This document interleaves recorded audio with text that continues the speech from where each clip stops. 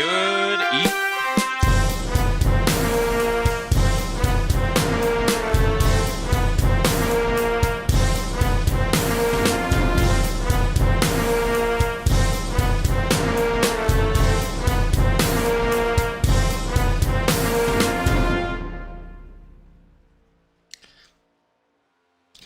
Good evening, ladies and gentlemen, and welcome to the Rebel Racing Network on a special edition, a Tuesday night. We are introducing our new league, the VISRA Cup Series. I am your commentator tonight, Austin Householder, and we are coming to you live from Talladega Super Speedway, a 2.6-mile oval located in Talladega, Alabama, for the Texas Roadhouse Dega 250, and the word is out about that new league and that sponsor, that big name sponsor we were bringing with them. It is going to be Texas Roadhouse joining the Rebel Racing Network family along with VISRA. And that is the Virtual Immersive Sim Racing Association. And we've got some big money on the line in this league. This is just a recruitment race tonight at Talladega, but they are still putting up a winner's purse of $50. P2 at the end of it all will get $30. P3 gets $15, and P4 will get $5. And I've heard that there are actually going to be some free appetizer plates doled out tonight as well from Texas Roadhouse. So a big shout out to them tonight. Thank you to Texas Roadhouse for putting up the sponsorship tonight and offering some prizes for these drivers. But we're going to go ahead and move our attention down on track where these drivers are currently doing their qualifying runs, and the times are starting to come in. And we're seeing some fast times. Sam's Murto currently sitting in position to take the pole. We'll see how they do on lap 2. But tonight, these drivers are going to be competing for 94 laps tonight, and we will have stage breaks at lap 20 as well as lap 50. And it's a beautiful evening for a race here at Talladega. The temperature sitting at 67, clear skies, track temperature at a whopping 109. But I don't think these drivers are going to be very concerned about the tire wear and getting loose here, because at Talladega, it is all about the draft. And this is definitely going to be interesting tonight with these drivers. This is an open session. Session was made open to anyone and everyone on iRacing that finds it. And boy, do we have the entries here. We saw 45 spots on the line. You do have to qualify to be entered in this and make the field. Still waiting for the word on how many we're actually going to take into the field. But I saw at least 37 cars interested in this one, and these guys have never raced together, so it's going to be real interesting to see how it goes. Especially at the very beginning of this one, it being an open track. A lot of drivers like to cause trouble in the open races, so we'll see how it goes tonight in their recruitment race. But the rules for tonight's event, these drivers are going to be given unlimited sets of tires, so they can use as many as they want. Not that they're going to be worried about that here at Talladega. 60% fuel and 1 quick repair to make it to the end of the 94 laps that are scheduled tonight. And with that 60% fuel, these drivers, their pit window looks to be about lap 22 for these guys. So they can make it to the end of stage 1 on fuel, but they will have to stop for fuel in the middle of stages 2 and 3 tonight.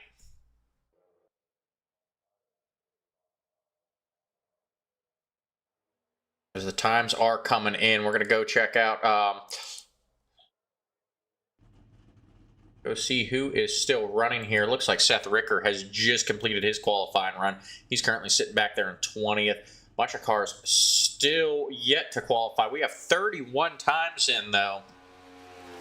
And a couple of cars still on track here. Currently looking at the 71 of Darrell Young Jr.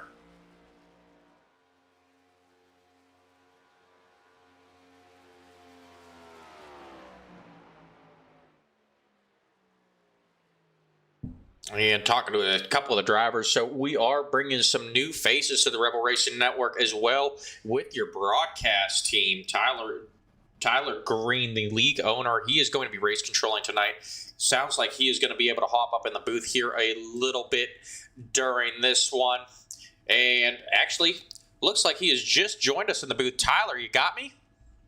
Yes, sir. Loud and clear. All right, man. Glad to have you up here in the booth. And heard we've got, possibly another one joining us. I believe it is Dalton this evening.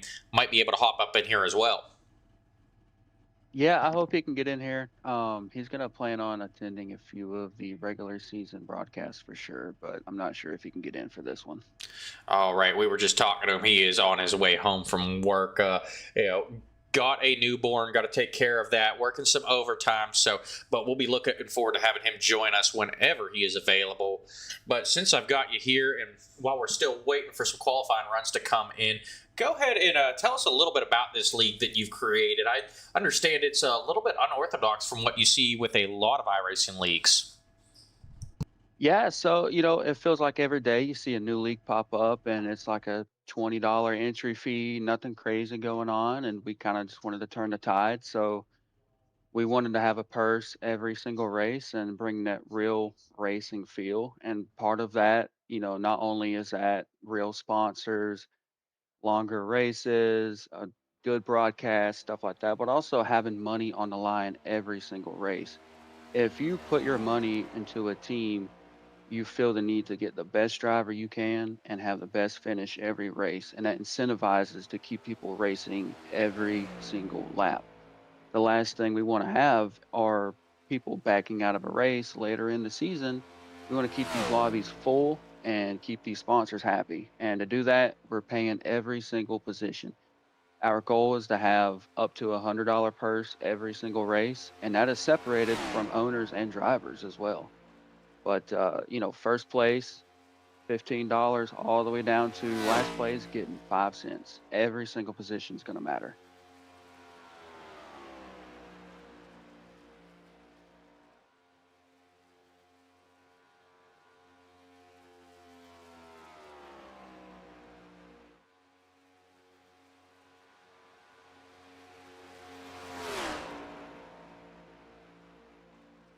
Yeah, we're hoping to bring the best of the best in here, and hopefully next year we can open up our lower series, such as the Xfinity series and the Truck series. So the purses are going to allocate correctly. If the Cup series is paying $100 a race, Xfinity is going to pay 80, Truck 60, so on and so forth. So I think having a ladder system like that come into effect next year is really going to make sure that the next gen Cup Series has the best field.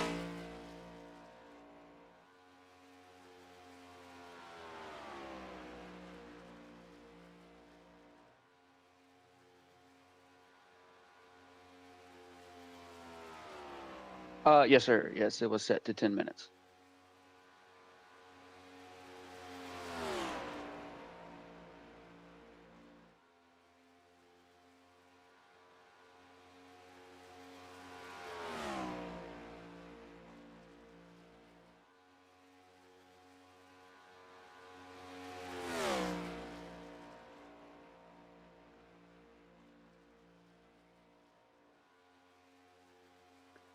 It was heavily dependent on how many people qualified, how many people were joining in. We had 45 people join into this race, which is an unforeseen amount. We did not think we would get this many. So we know we had a few guys, team owners and such, that were spectating, looking for good drivers. So it was really dependent on how many team owners we had searching for drivers. But it's looking like we have 39 people qualified. We still have 45 people in here, so I think we'll just let it ride as it is and see how it goes.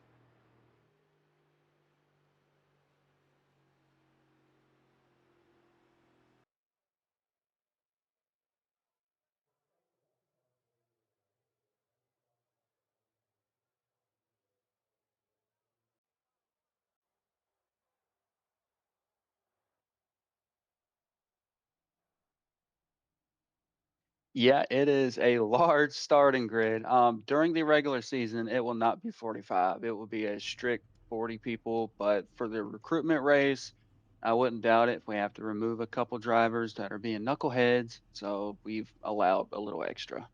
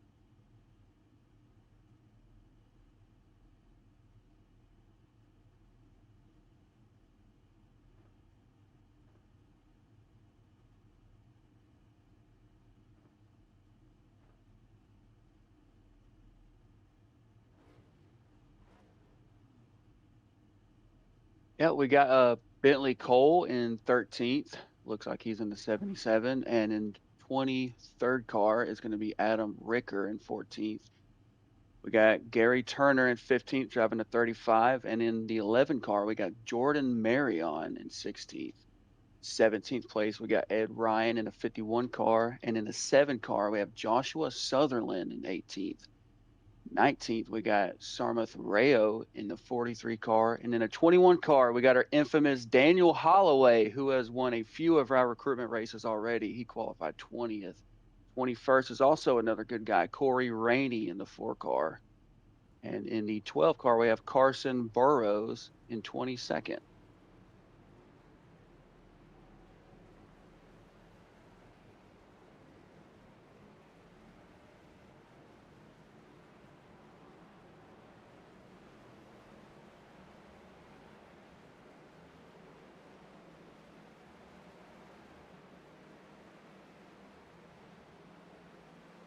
That's the guy right there.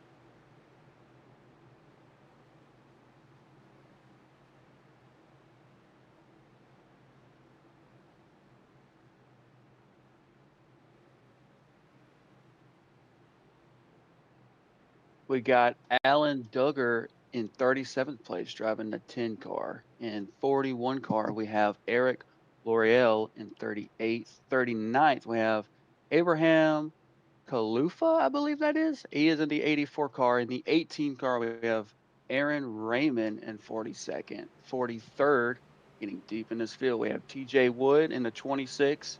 We have Stephen Alessi in the 8 car in 40th. I believe after that, the field kind of tethers out, if I'm not mistaken.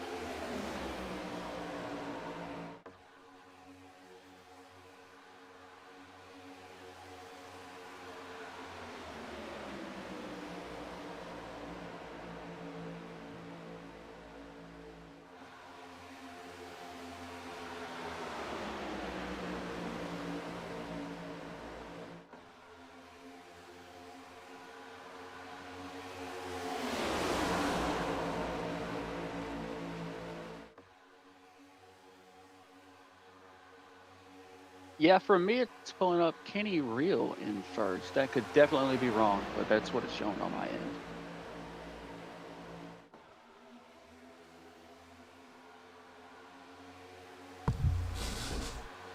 All right, and we do apologize. It looks like we had a technical issue with our mic, but we have gotten that worked out there.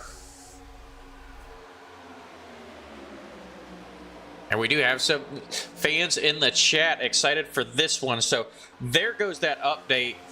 It looks like Daryl Young is going to go out to the lead there. Now being pushed by Steve Tucker. And we've got 3 wide racing back in the pack.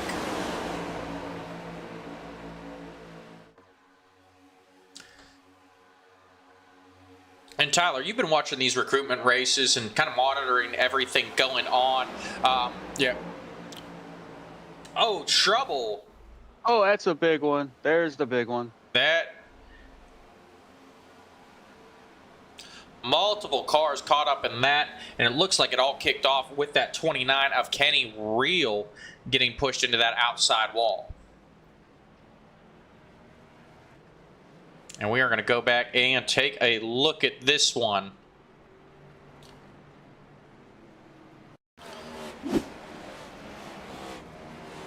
It looks like the caution came out late there as well.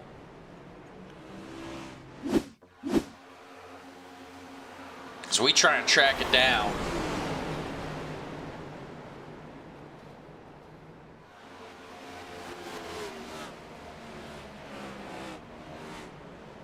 And we're just going to back it up, take a look at this one more time. So Kenny Real on the outside there. It looks like he may have made contact there with the 71. Definitely makes contact with the 1 of Steve Tucker. That's going to send him around. Multiple cars caught up in this, including Zane Bailey, Eric Rodeman, Owen Colbert, Corey Rainey, Joshua Sutherland, Doug Ezel, Abe Kalufa, and it looks like it is it. That is what's being shown on our scoreboard there. And Kenny Real looks like he's going to have to get towed back here. So multiple car incident. That's a big one, but we've still got a lot of field left there. We get an update here. Looks like 39 drivers still on track, still going to be able to compete. And remember, these guys do have 1 quick repair.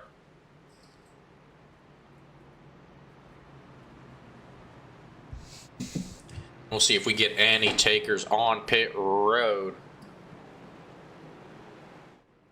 So Stephen Alessi coming down pit road now. Oh, maybe not. We're trying to... And we do apologize. It looks like our software wasn't ready for this influx of competitors tonight either. It is struggling to keep up here. We see a lot of damaged drivers coming down pit road. Looks like Mark Randall, Owen Colbert, Alan Hess, Samantha Rowe. A lot of drivers here. And it looks like just only 13 drivers got away completely clean from that one.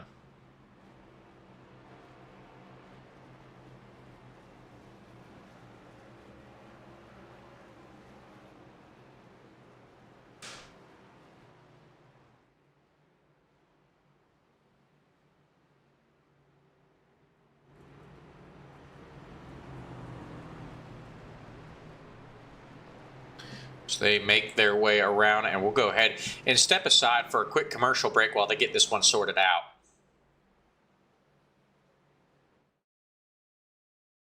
From the track to the tech, Creative Castle keeps your code running as clean as your laps.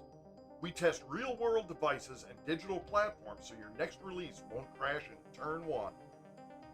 At Creative Castle, we elevate your software with expert quality assurance and cross-platform testing.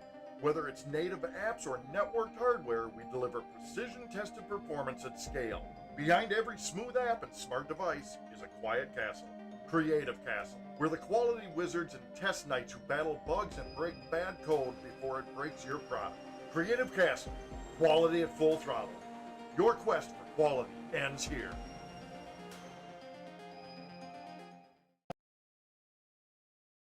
At FedUps, we don't care how it gets there, just that it eventually does.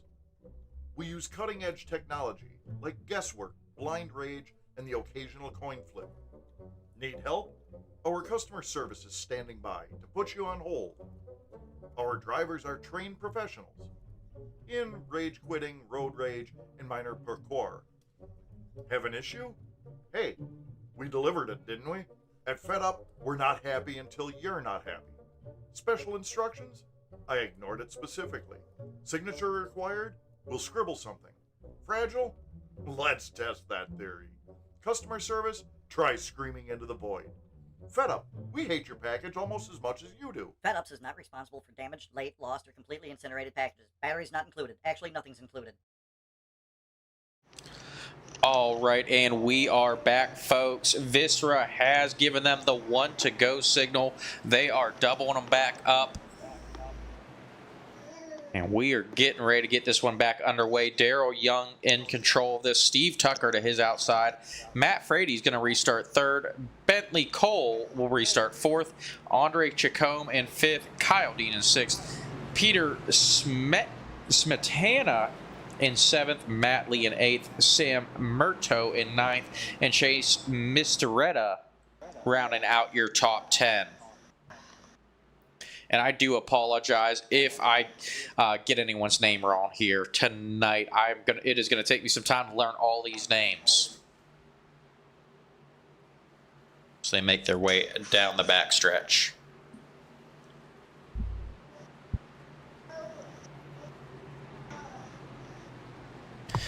And Tyler, how many, we see a lot of drivers out here tonight. How many drivers do we actually have registered for the regular season?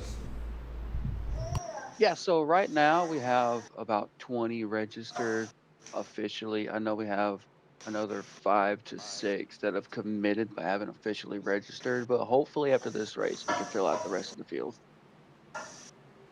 All right, and this definitely looks promising. Yeah, definitely a lot of people interested in when you offer the purse on a recruitment race. That's definitely going to bring in the competition. But that pace car is off, and we're getting ready to get back underway here. Daryl Young will lead them down to the green flag.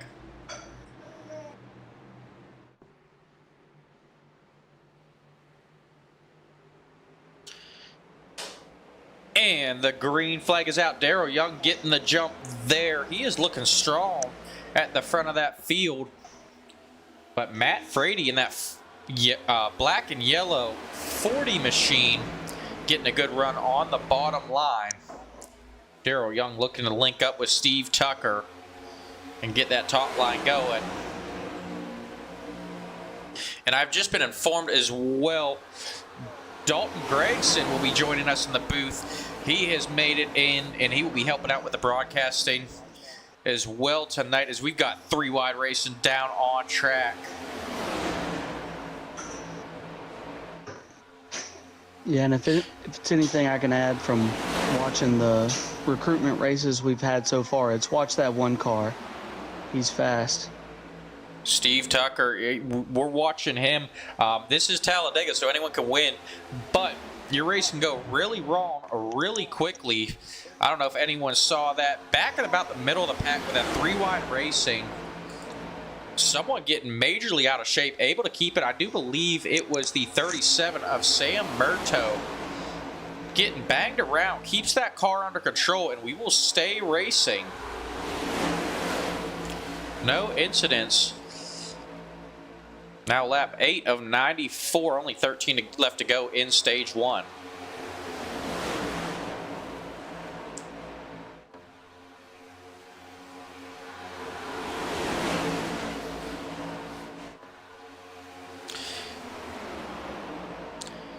And now, Tyler, we did see you hanging out in the lobby here earlier on. Did you get to do any test laps with these guys before we actually went racing?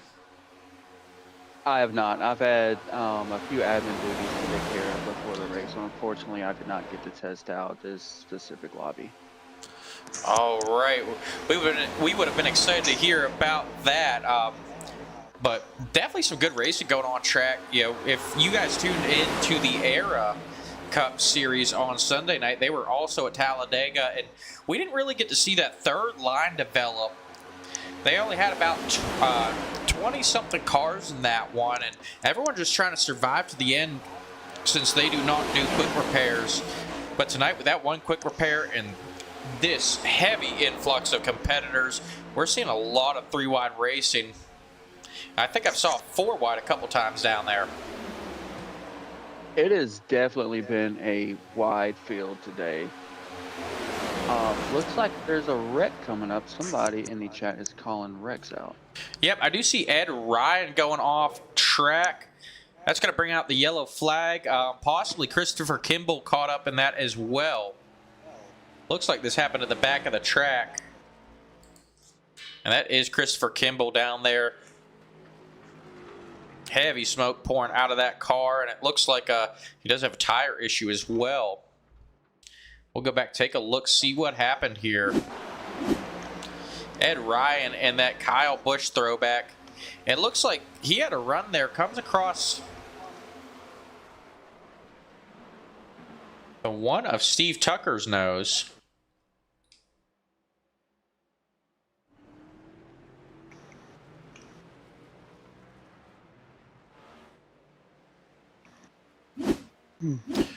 But it looks like only 3 cars caught up in this. And we do apologize, folks. This being a recruitment race, everyone not running updated paint schemes that we will see with VISRA. So we might see a couple of the same numbers out there. I have noticed 3 Kyle Busch cars already. So it may get a little confusing. So if we call out the wrong person, I do want to apologize for that. Yeah, whenever the season starts, we're going to be very, very strict on paint schemes. We're not going to allow people to run the wrong contingencies or banners, and the numbers will have to precisely match up because we want the best possible broadcast. All right, and we will definitely appreciate that here at Rebel Racing Network.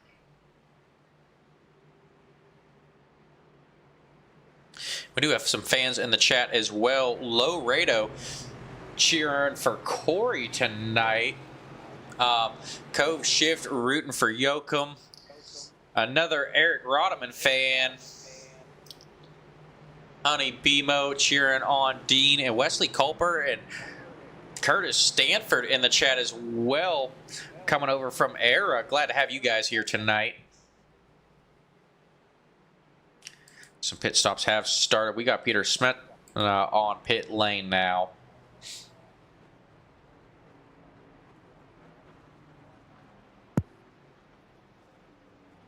Looks like he's going to get fuel in tires, but Daryl Young still in control of this. Steve Tucker in second. Matt Frady currently in third. Andre Chacombe moves up to fourth. Kyle Dean in fifth. Seth Ricker moving up to sixth, and he is almost our biggest mover of the night. He's up 23 positions, but the biggest mover tonight so far is that 38 of Jimbo Richards, making his way up to 7th, gaining 28 positions from where he started.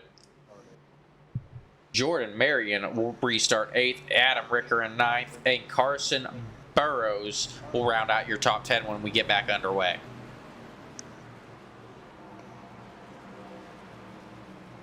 It looks like Kenny Real might have had another issue here as well. Under the yellow.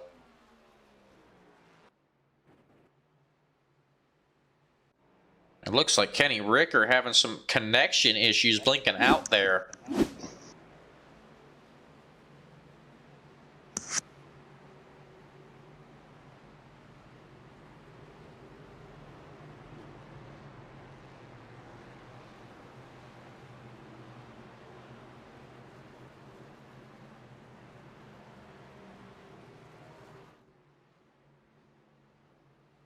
And Tyler, you mentioned keep your eye on that one of Steve Tucker. Anyone else we should be keeping an eye out that might be hanging around mid-pack or even in the back of the pack, just trying to avoid some of the mayhem that we need to look out later in the race?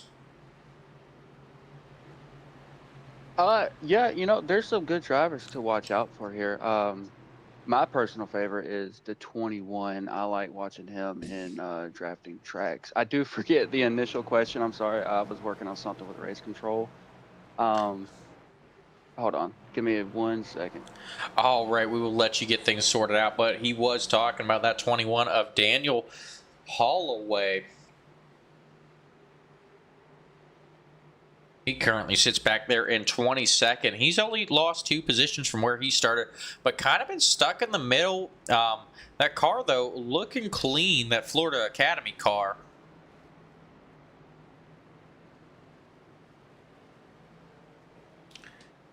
So it'll be interesting to see what he decides to do here. You know, we do have stages, but no stage points on the line here tonight. He's stuck in the middle, and I got to think he might be thinking about dropping back to the rear of this one. We've had 2 cautions here early on, only 12 laps into this one.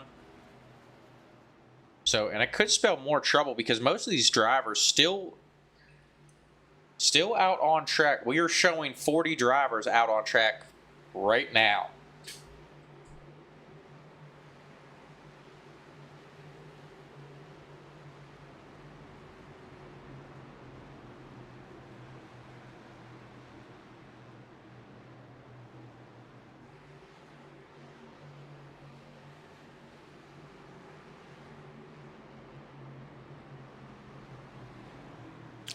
But we have been given the 1-to-go signal. The lights on the pace car are out. Daryl Young going to take his position at the front of the inside row. Steve Tucker to the outside. And we saw Daryl Young actually pull up in front of Steve Tucker on that last restart. So it seems like they like working together here. And Daryl not afraid to go up to that top line to link up with his buddy there.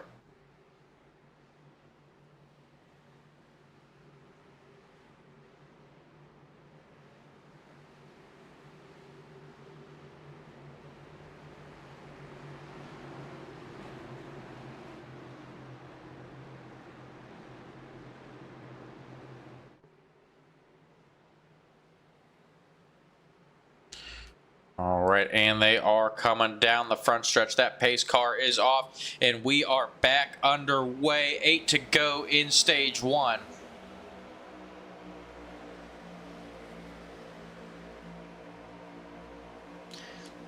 Now Daryl Young and Steve Tucker are going to move to the bottom line here. That 23 car. I do believe that might be Andre Chacombe there in that 23. He'll actually be listed as the 32 on your scoring board. Who's left up there all alone. He's now going to get some help out of that 12 of Carson Burrows.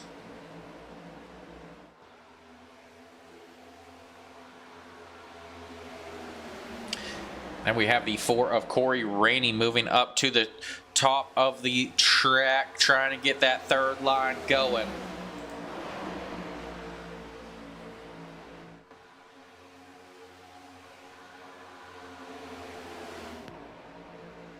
And 3 Wide Racing back in the pack, but it looks like our top 10 all getting a single file here, not trying to push the issue and just trying to survive to the end of this stage. Now down to 6 to go.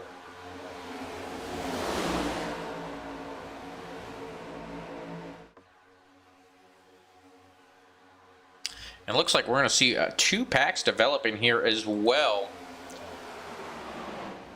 So we look at 25th on back. They have backed out of it. And staying well back from that main pack. Looks like they are just trying to survive till the end.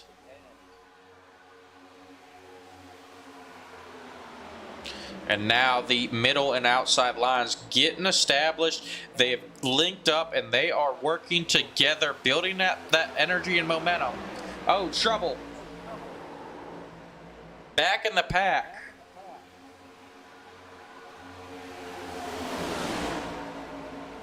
That's going to bring out our caution, our third caution of the night here as we try and figure out what happened. Looked like Ted Rakich caught up in that.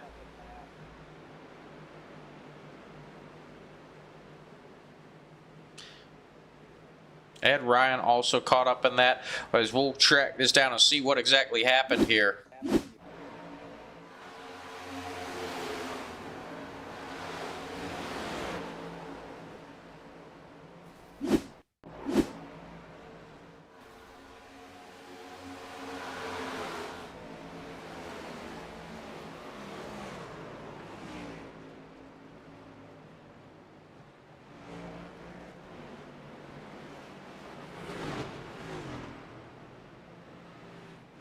So Eric Rodman caught up in this as well. We see him with heavy damage. We're going to back it up, try and figure out exactly where these issues came out.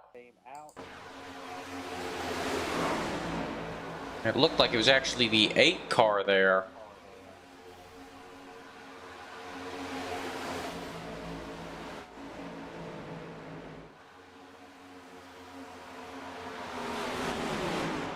And it all kicked off with Stephen Alessi.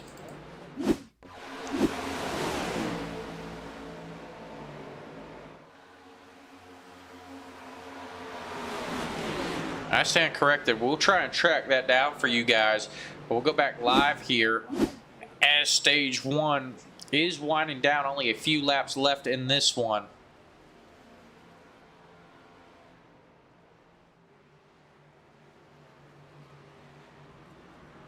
This pit road is going to be open this time by. We will see some pit stops here as these drivers get those cars worked on, but we will step away for a quick commercial break.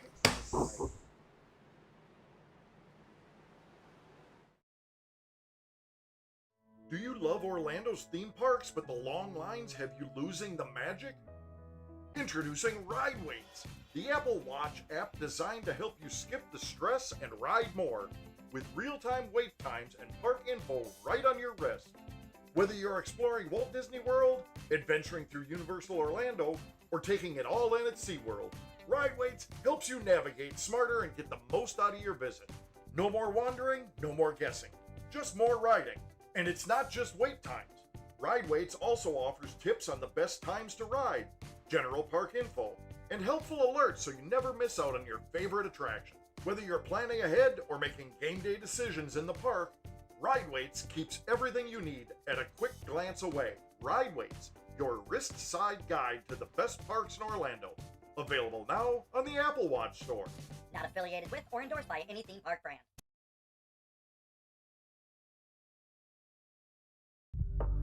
Every race car starts the same. Just a shell, waiting for identity. Because every car can race, but not every car gets remembered. Custom. Bold. Built to stand out. Bird wraps. Don't just race, be remembered.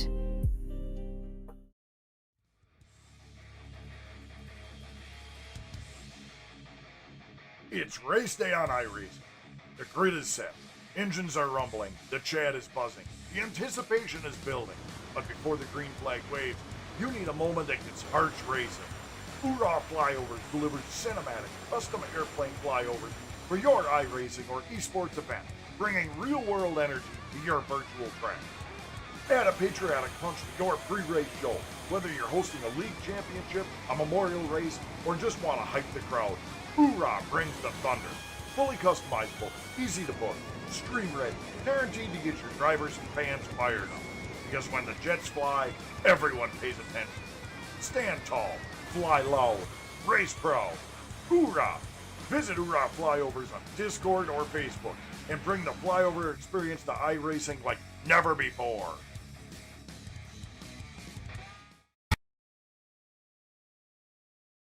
All right, and we are back, folks. We've just been given the 1 to go signal here. These cars are doubling it up, and we did have some updates on pit road. Our race leader heading down pit road, Daryl Young. I'm still showing him on pit road.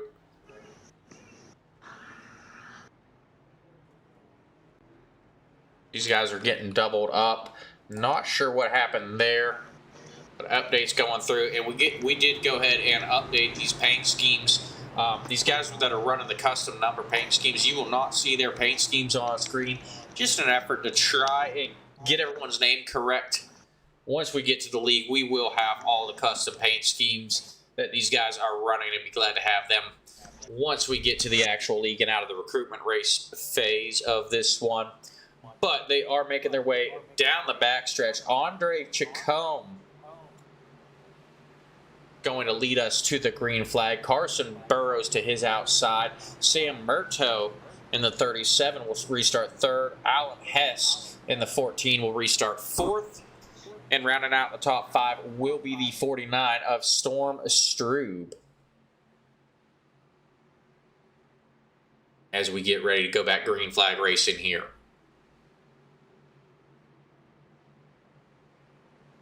And just an update, we will have a 1-lap shootout to the end of this stage.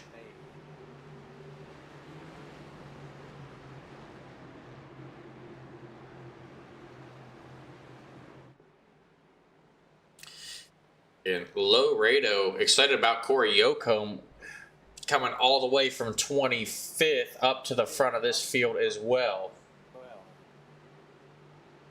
But that pace car is off. Green flag is out. We are back underway. 1-lap shootout. Andre Chacombe jumping out to the lead there.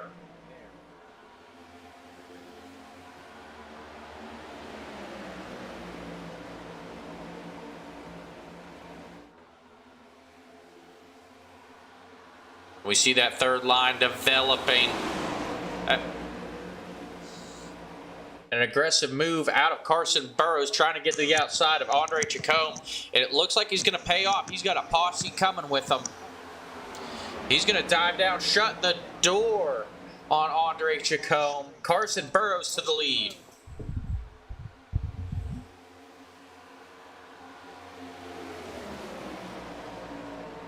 But here comes that outside line. They are charging hard. They've got 4 or 5 cars in line, got the energy, but not enough time before the end of this stage to get to the front of this one. And they're wrecking coming to the line. Big wreck out back there, folks.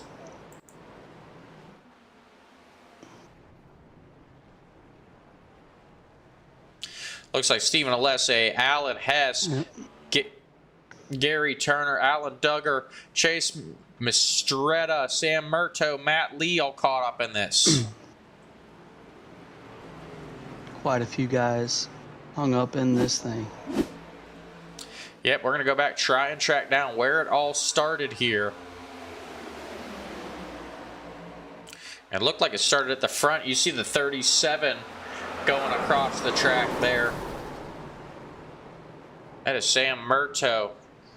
And another big one. And NSR Racing saying Throttle Sim Productions is on top.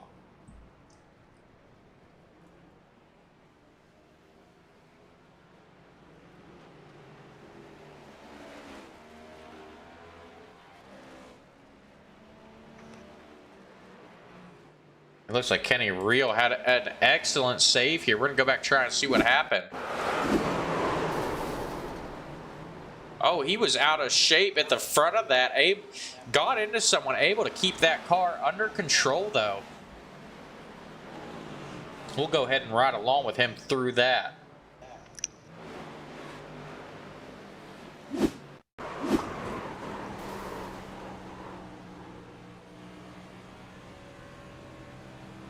Able to save it. I don't think Kenny Reel got any damage out of that whole exchange.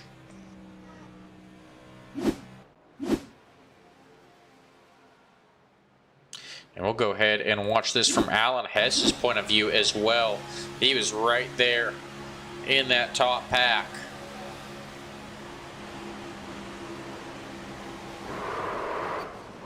And he just gets hooked in the rear.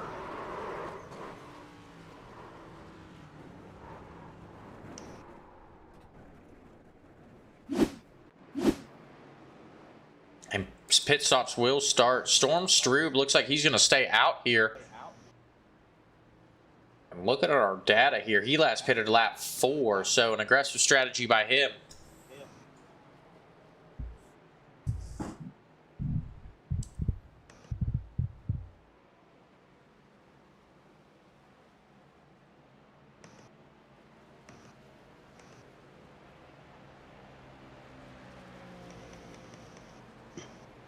All right.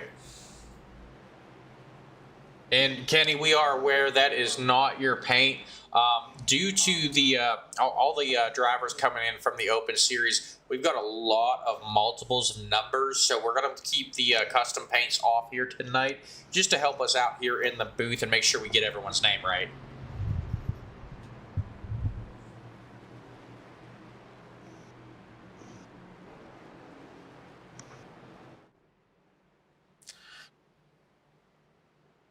All right, so stage 1 is in the books. We got Dalton in the booth with us. Dalton, what do you think of the stage 1?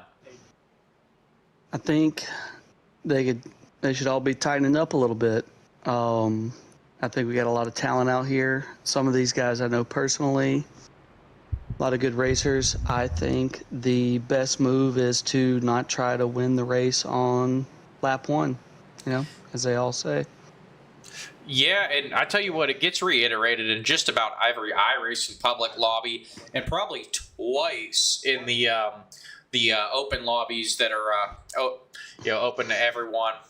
But this is what you get when you take a bunch of drivers, 45 to be exact, that have never driven together, and then you put some money on the line. Everyone gets aggressive. They want to be up front. And I think you'll notice as this race stretches on, some of these guys race together every Monday night. Rainey, Holloway, Rodman, Alessi. Look to see some of these guys trying to find each other on the track and making something happen. Go ahead. Yeah, I definitely think they're going to have to link up with their friends on track to be competitive here at the end, and maybe even finding your friends at the back of the pack in this stage of the race and trying to avoid some of this mayhem that is bound to come. Yeah, especially if they want to show out for my friends. I'll give a quick shout out to the Wicked Pub here in Fort Myers, Florida, who is streaming this race live tonight. So hopefully all these guys will put their game face on and give them a good stage 2 for the people watching out at the Wicked Pub. All right, we're glad to have them broadcasting live. Dalton, you think you can get me a logo for them by the start of the season? Oh yeah, for sure. I'm pretty good friends with the owner, and my buddy Eric, who owns it. They're pretty much playing NASCAR races of old, day in, day out over there. If I ever go over there for lunch, actually was watching the 1999 Michigan race over there the other day. Got to watch the Skull Bandit and Dale Earnhardt Sr. battle it out on my lunch break. It was pretty nice. Little treat. All right, and that is pretty cool. And yeah, I tell you what, I'm honored to be broadcasted there.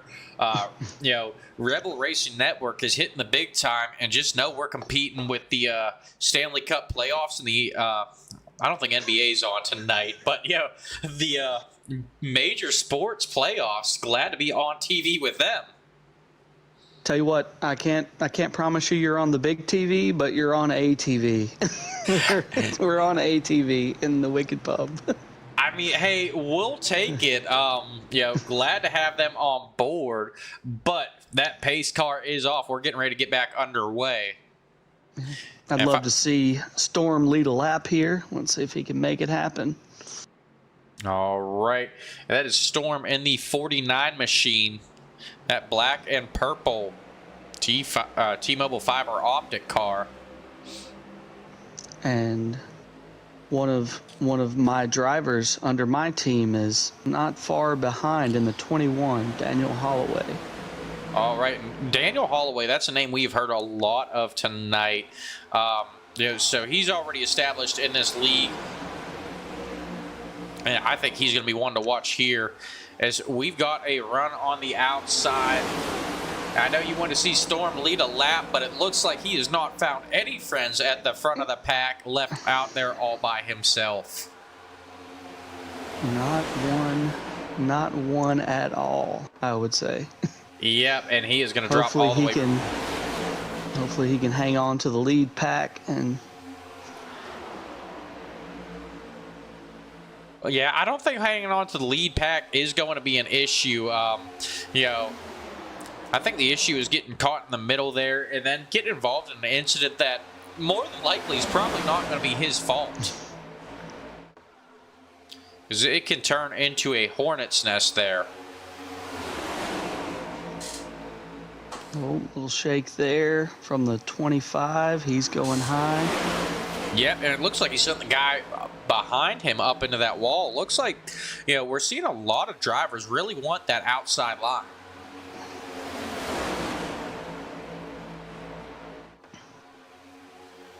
And some big shakeups back up front, but Daryl Young going back to the point position, being pushed by Steve Tucker in that one car.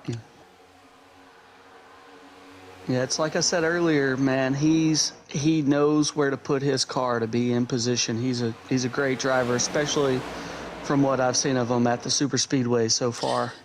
Yep, and it looks like he's Daryl Young and Steve Tucker have found some friends in each other, pushing themselves back up to the front, because the front of the field is going to get worked out single file for the time being. And even as we look further back in the pack, it is settled down now. Once again, we are going to lap 50 before we get another stage break.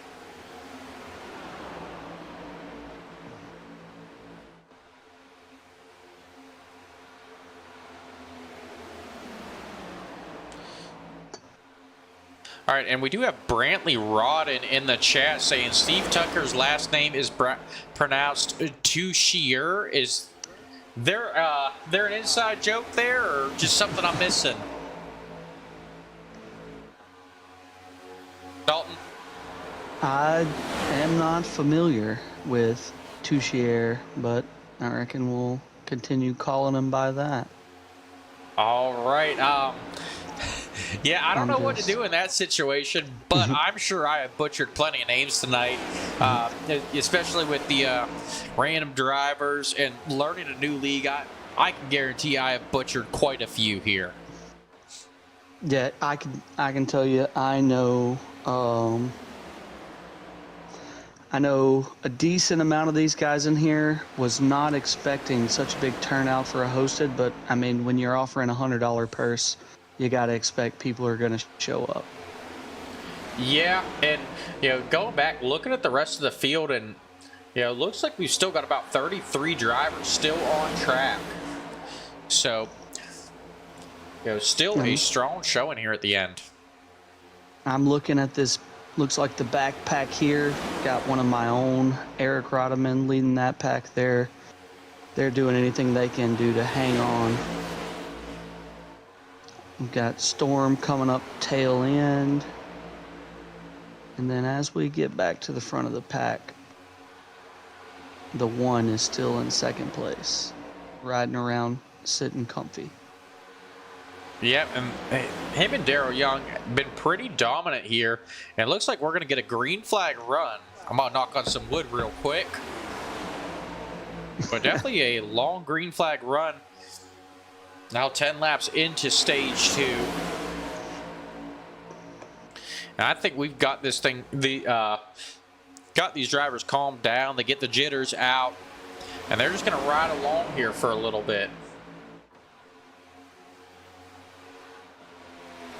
And we see that second pack developing there with Eric Rodeman that you were talking about, driving that number 2 car. And Rodeman, one we know here on the Rebel Racing Network. Glad to see him stretching out across multiple leagues and bringing some of the fans as well. I think Eric, Todd, Steven, and Zane Bailey back here, they've got the smart play, just hanging out, riding around in the back. They found about 6 cars to work with, going to keep those speeds up and make it real hard for that lead pack to catch him. But if Mayhem breaks loose in that lead pack, they have plenty of time to get things slowed down before they hit the Mayhem. Yep, I just missed it. We saw a guy, looks like he got into the grass. Looking like nothing's come of it, so. And it looks like that was Ed Ryan. We're going to go back and take a look at that real quick. Right along with him, and it looks like he just caught that apron there going through the turn and lost control of it. Keeps that car down there on the bottom, though.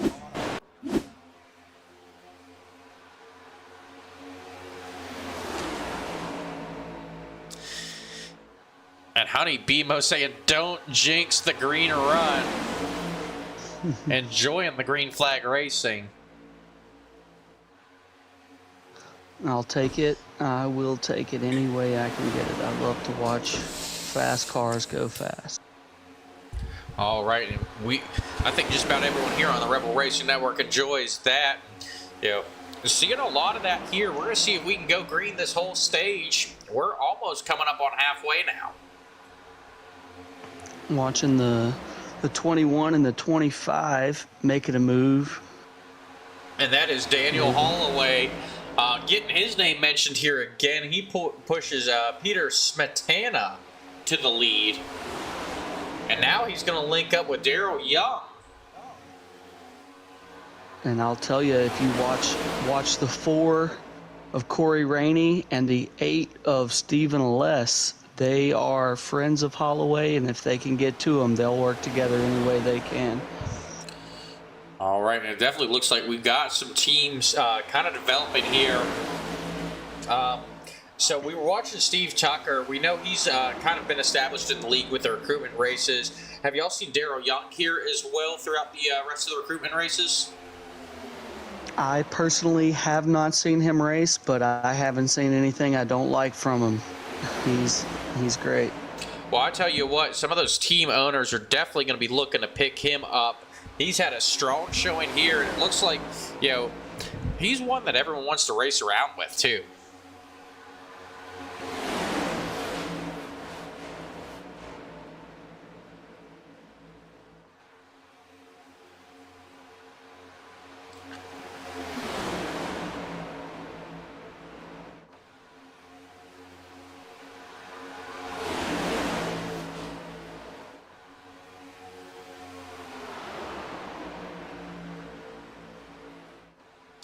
All right, and now approaching lap 35, the halfway point of stage 2. Good, clean racing, but I see some beating and back in the pack. That was the 42 of Kyle Dean. I think he was getting into it with the 84 of Abe Kalafa.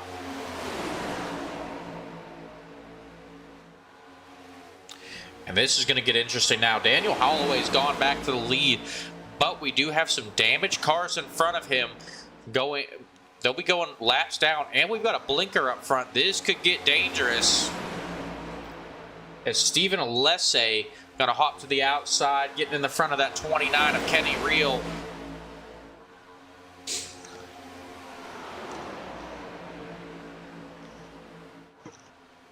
Yeah, Stephen is a good friend of mine. He actually got his start on NASCAR. I mean, I don't know what he did before that, but he's been doing NASCAR 25. He's gotten into iRacing recently, and he has really gotten good very fast.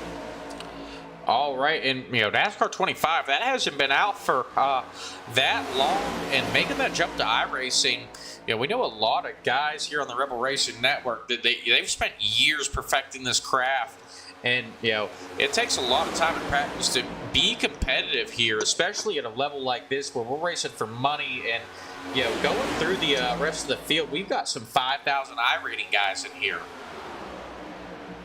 So very impressive, you know, within the last year to be able to get out here and compete for Stephen Alessi.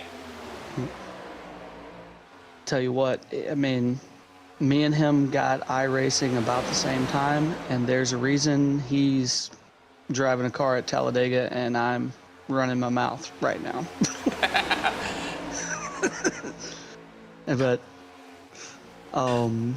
I can definitely understand that. I don't want to toot my own horn or anything, but I definitely think I'm probably a little bit better as a broadcaster than a driver, especially at some of these tracks. Looks like we got the 84 up in the wall just a bit there behind Steven. That's He'll Abe. hang on to it. Yep, Abe Kalafa. He's going to drop it to the back of the pack here, and I do believe that's the second time I've seen him making contact with that outside wall under this run. Get that.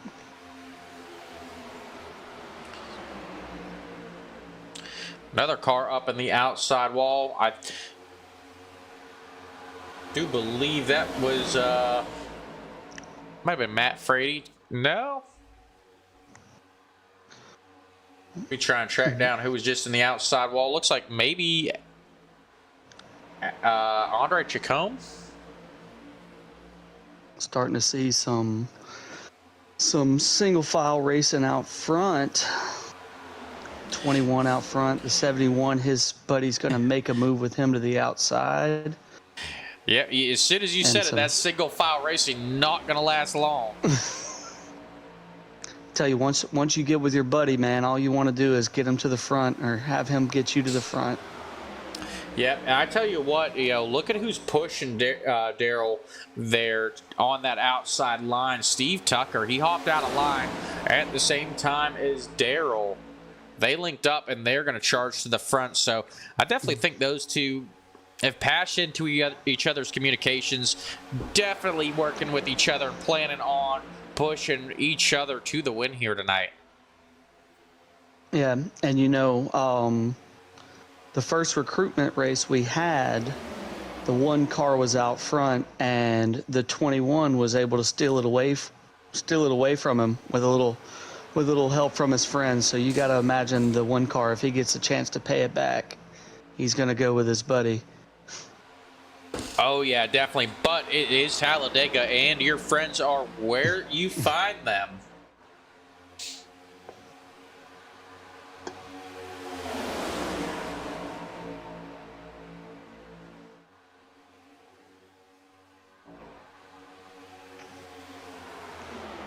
And looking at that 48 of Corey Yoakum, yeah, he started all the way back. And I'm trying to do the math here, figure out where he started, but up 24 positions. He's on the move here, charging to the front on that outside line. Mm-hmm.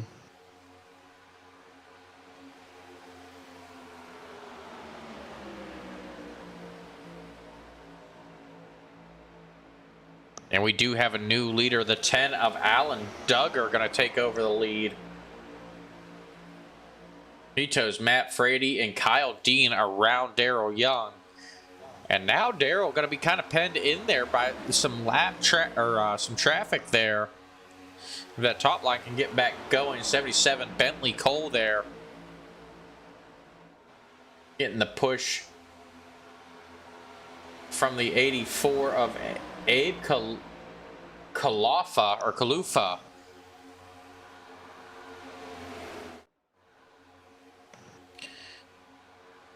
And it looks like we've got a taker on pit road. Chase Mistretta bringing it down pit road. He's going to kick off our green flag pit stops in what looks like an old Dale Earnhardt Jr. throwback.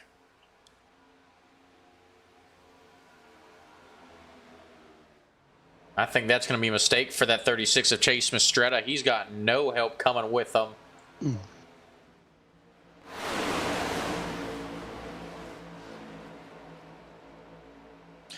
Once again, that pit window looking to be about 22 laps here.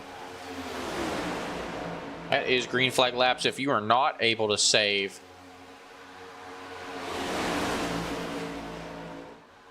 We've got the 71 looking like coming down pit road. So interestingly, the one did not pit with him. So we may be wrong here. They may not be talking to each other. You would have thought Steve Tucker would have went down with them.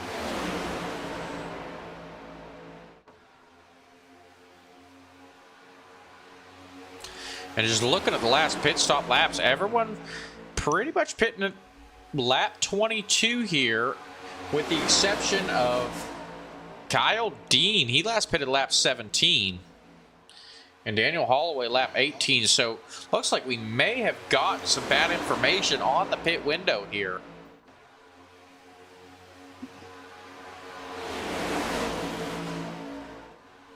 See a couple cars. Holloway coming down pit road. On my screen, I've got the 8 Guitar Center car coming down pit road. Yep, Daniel Holloway, Kyle Dean coming down here. Steven Alessi. But Steve Tucker going to stay out here and lead at least another lap. We are down to only 7 laps left to go in the stage.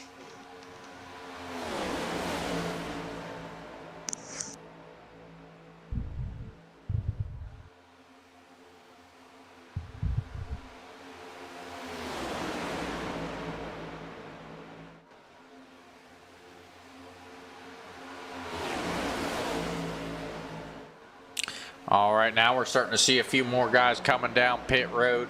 Steve Tucker, though, staying out at least one more lap, and it looks like it's going to pay off. There's trouble behind him.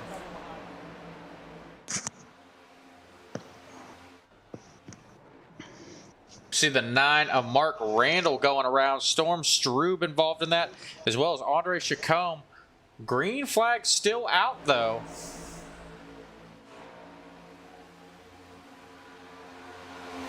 Now the yellow flag will fly, and they will slow it up. I tell you what, that was, I believe, about 21, 22 laps of good, clean green flag racing. We're going to go back, take a look, see what happened here. Keep your eye on Storm Strube here.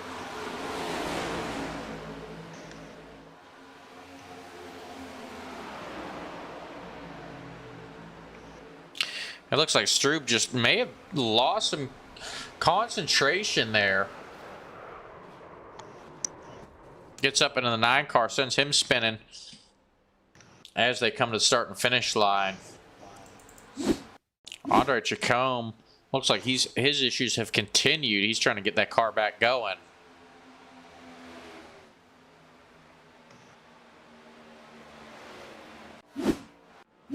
I don't think anyone's happier about that caution coming out than our leader in the 1 car, Tucker. Yeah, Steve Tucker got to be happy. Looks like the top 17 right now, still on the lead lap when that caution flew.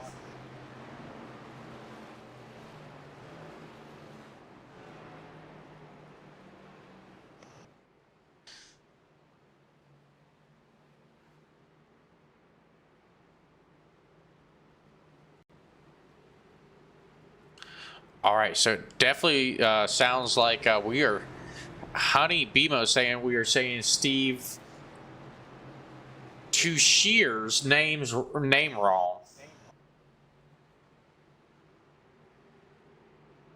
We're going to have to ask him about that after this race for sure.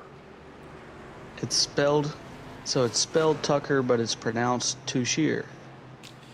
All right, do we have confirmation on that? That I don't have any confirmation yet. I'm beginning to think we may be being trolled. I feel like we are. I've never I've never seen that translation where Tucker sounds like Tushier. Tusier. So, if it is indeed pronounced Tushier, I apologize. Do I believe you? No, sir. All right, we're going to need an in-race reporter. Head down to pit road while he's on pit road. Someone and get him on. us this information, Hop in the please. team channel. Yeah, I am looking for him right now. But Tell you what, if I am Steve Tucker, Tushier, if I come out of this thing $50 richer, I don't care what you call me. I don't care what you call me. Just don't call me a loser. I want the money and the free appetizers from Texas Roadhouse. Yeah. Those are actually will be courtesy of my good friend Alina, who's actually a brand ambassador for them. She's gonna give us the gift cards for the free appetizers, and we will get them out to everyone who entered.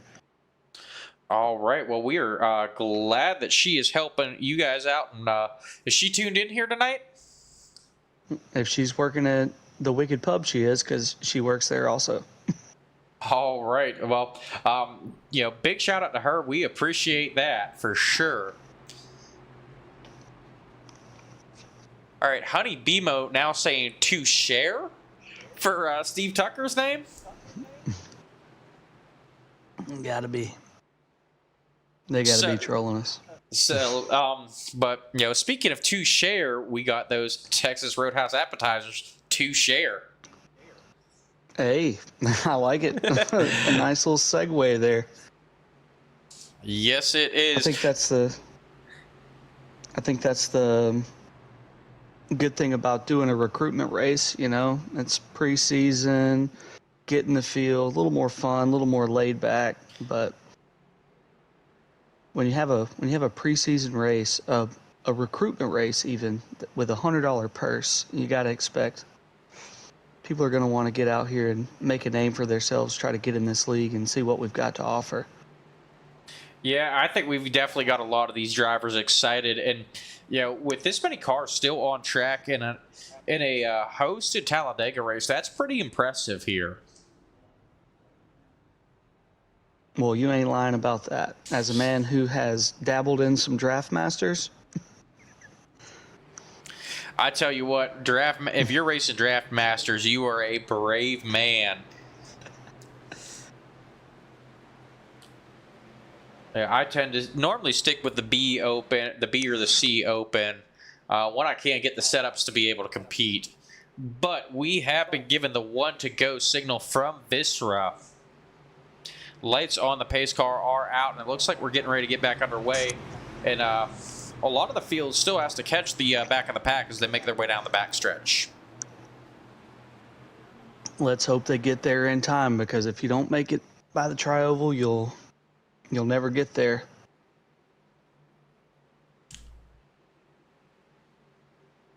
Yep, and I am showing them all back out on track, with the exception of Daryl Young, just now leaving his pit stall. He is being shown on the lead lap for the time being, but he might be in trouble as they come around. And update on your standings: Abe Kalufa in that 84 is your leader. Corey Yoakum, it will restart in second. Steve Tushier in third. Alan Duggar will restart fourth. Bentley Cole in fifth. Peter Smetana in sixth. Carson Burrows in seventh. Kyle Dean will restart eighth. Matt Frady will restart ninth. And looks like Dan Holloway going to round out your top 10. And that pace car is off as we get ready to go back racing here.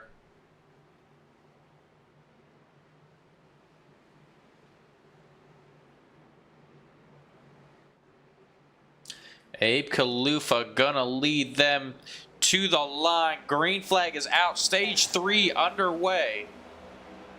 Or I'm sorry, we're still in stage 2. We made it all the way through stage 2, almost all the way through stage 2 without a caution there. I was getting used to that green flag racing. And let's hope we got some more coming on its way here. Yep.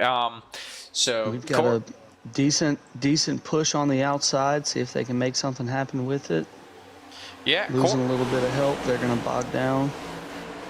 Yep, Corey Yoakum, he restarted from that outside, and he immediately hopped down to get behind Abe Kalufa. I think he might be regretting that decision now. And Honey Bimo in the chat saying that the hesitation in the names is killing them. We are definitely trying to figure that out. And I promise as we get into the season, that will actually happen. We will get these names worked out, and we'll be able to recognize some of these paint schemes too. Yeah, as a team owner / designer of my cars, which is the 11, the 21, the 28, and the 18, I can say I haven't even finished all the schemes for my cars yet. So All right, and we do know that is a Yeah, lot of work that goes into designing those cars. It's not easy, especially when some of the cars in my team, Bandit Motorsports, are sponsored by real life people, and I have to consult with the sponsors about what they want. For example, the 21 of Daniel Holloway is sponsored by Florida Academy. They've paid his ride for the season, so All right, if and real quick, go Stage ahead. 2 has come to an end. Alan Duggar taking home the win here in Stage 2. Looks like Corey Yoakum finishing in second. Sorry to cut you off there, but we did come to the line. It looks like Kenny Reel in that 29 car got put in that outside wall coming to the line. So sorry to cut you off there. Definitely don't want to cut you off when we're talking about Florida Academy, because from what I understand, they're putting up a big sponsorship with the league as well. Yes, they are. I actually work for them. I run the HVAC department over there. So the owner's a very good friend of mine, and they're happy to help us out any way we can. I noticed, I'm trying to get back to it now, the Steve Toucher looked like he was sent up into the wall. I'm trying to see if I can roll back and see where it happened at.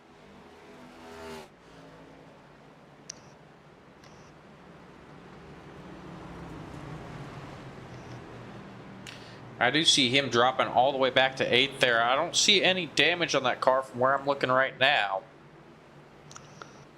No, looking like...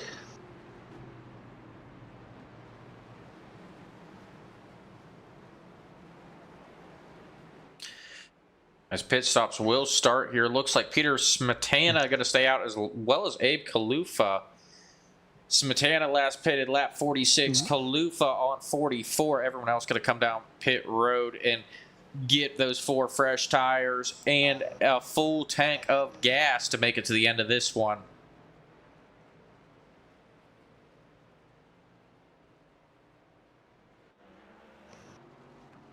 And Matt Frady going to win the race off pit road. And with that, we are going to step away for a quick commercial break. At FedUps, we don't care how it gets there, just that it eventually does.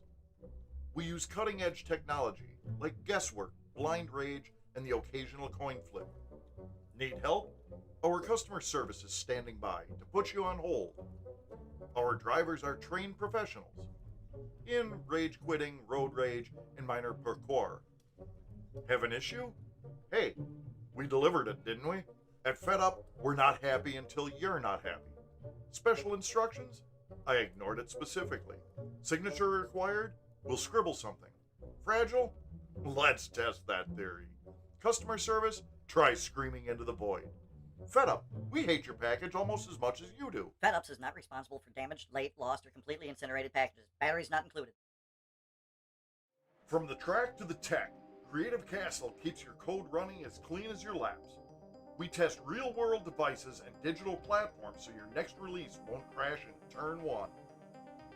At Creative Castle, we elevate your software with expert quality assurance and cross-platform testing. Whether it's native apps or networked hardware, we deliver precision-tested performance at scale. Behind every smooth app and smart device is a quiet castle. Creative Castle. We're the quality wizards and test knights who battle bugs and break bad code before it breaks your product. Creative Castle. Quality at full throttle. Your quest for quality ends here.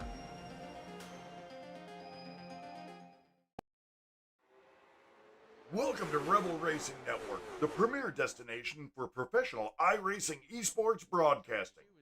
We bring the virtual track to life with high-energy race commentary that captures every pass, every pit stop, every photo finish.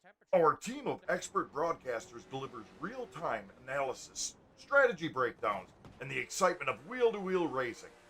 And before the green flag drops, we set the stage with our signature pre-race flyovers, showcasing each circuit with stunning cinematic visuals that make you feel like you're there in real life. Whether you're chasing a championship or cheering on your favorite team, Rebel Racing Network covers every story every series, and every unforgettable moment. From grassroots leagues to top-tier championships, we bring passion, precision, and performance to every broadcast. Subscribe now, watch live, feel the rush. This is Rebel Racing Network, where the action never lifts.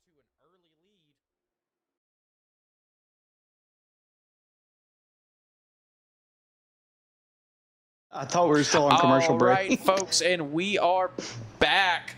They have been given the one-to-go signal from VISRA. Lights on the pace car out. Peter Smetana will lead them to the green flag here. Abe Kalufa will restart second. Matt Frady in third. Alan Duggar restarting fourth. Carson Burrows rounding out your top five.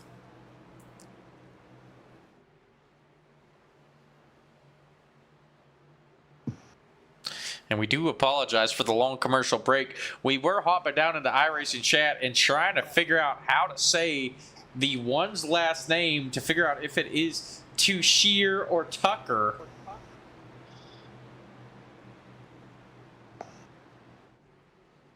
I really need to know if we are being trolled or not.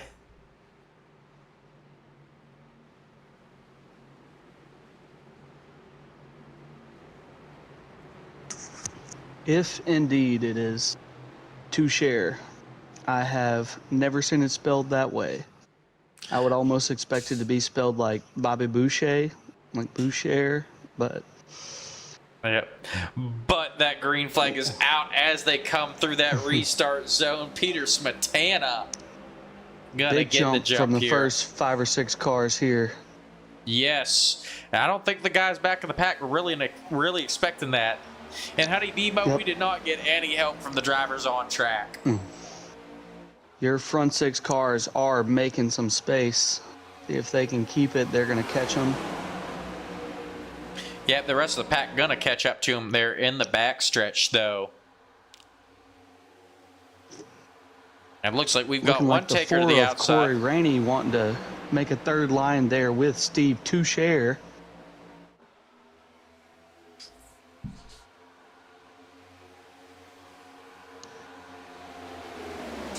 Decent little bit of 3-wide racing going here. Yep, and very aggressive here at the beginning of stage 3 with 41 to go. Still a long way to go. It's still another 100 miles before we're going to get to the end of this one. But that top line is rolling. I tell you what, Steve there in that one car, definitely a very strong pusher. He's now working with Corey Rainey in that 4. And it looks like his buddy Darrell Young Jr. in that 71 is climbing here in the standings as well. He is doing what he can to get to him, and it's rare you see on iRacing, you see 3 and even 4-wide racing going on right here that doesn't end in catastrophe. Yeah, and I see 4-wide there back in the pack. And Darrell Young linking back up with Steve, whose last name is going to remain a mystery. And Honey Bemo, I see you wanting to know the answer to the mystery. I tell you what, we are going to get the information, and we will divulge that information for sure week 1, June 18th. All right, so make sure you like, follow, and subscribe. Head over to Facebook because we might drop it over there as well.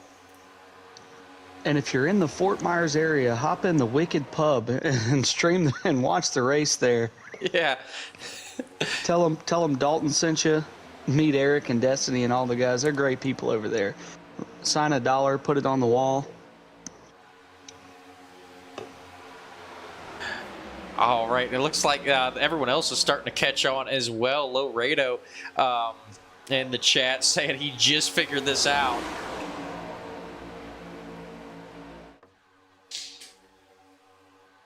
Well, we're waiting. What did he figure out?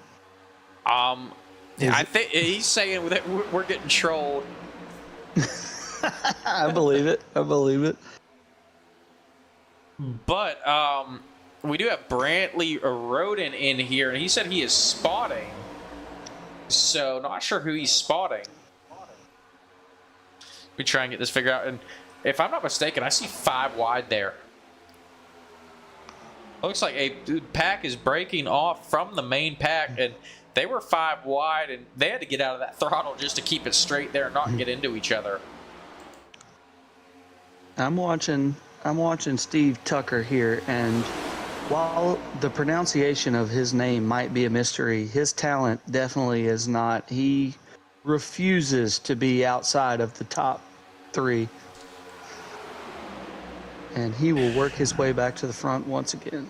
And he does. And Chase Mistretta, a very dangerous block there on Steve. Steve able to navigate around it. Okay, though. But speaking of Steve's, we got to go check out Stephen Ward. Looks like he was involved in an incident and is slow on track. We're going to see what happened here. If I'm not mistaken, that is him there in that Skittles car. That number 44.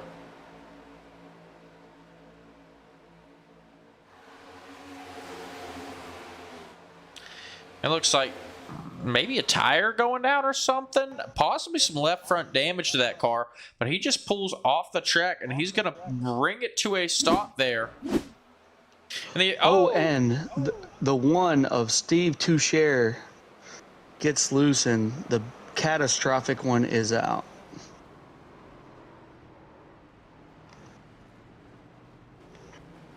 Multiple cars caught up in this, and it looked like Steve Tucker caught up in that. He was the first one. Yep, just looks like he came up just a little bit into the 8, and that was all it took.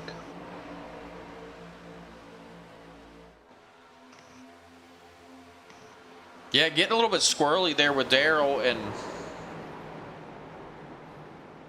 honestly, though, looking at things, it doesn't look like he took too hard of a hit there. He might still be in good shape.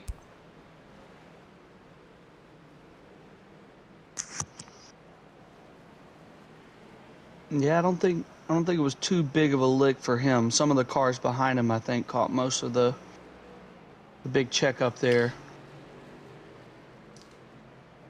Yeah, definitely a lot caught up in there. We're going to go ahead and ride through this with Matt Lee on the hood of his car. He was sitting there about 6th.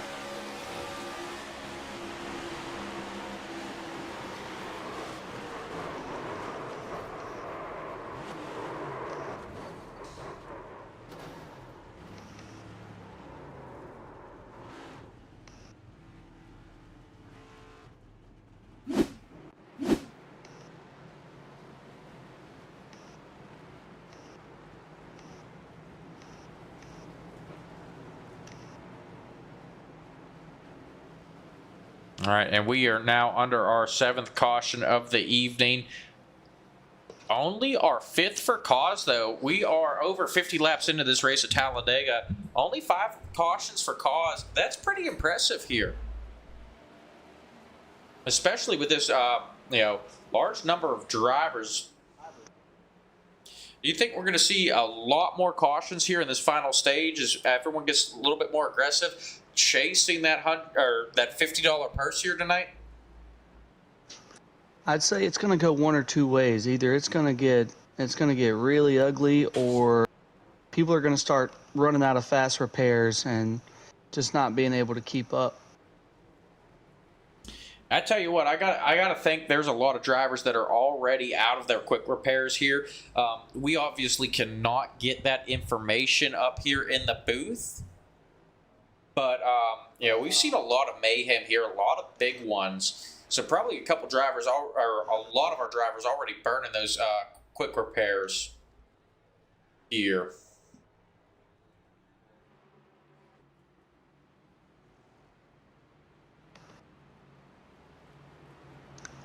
Yeah, from what I've seen so far, if I was a betting man, I'm throwing it towards the 71 or the 1, or maybe the 21, or even Corey Rainey. I think those are the guys that are still in good shape, still got some fenders left on their cars, but it's Talladega, so there's also that. And we still do have a lot of racing left to go here. Get a little race recap here for y'all. 94 laps the scheduled distance. We're only on lap 61, so still 33 laps left to go, and that's pretty much a full official race if you're in the fixed setups here on iRacing, and we know what kind of mayhem can happen in those. I think we're going to see a lot more as these guys get more aggressive.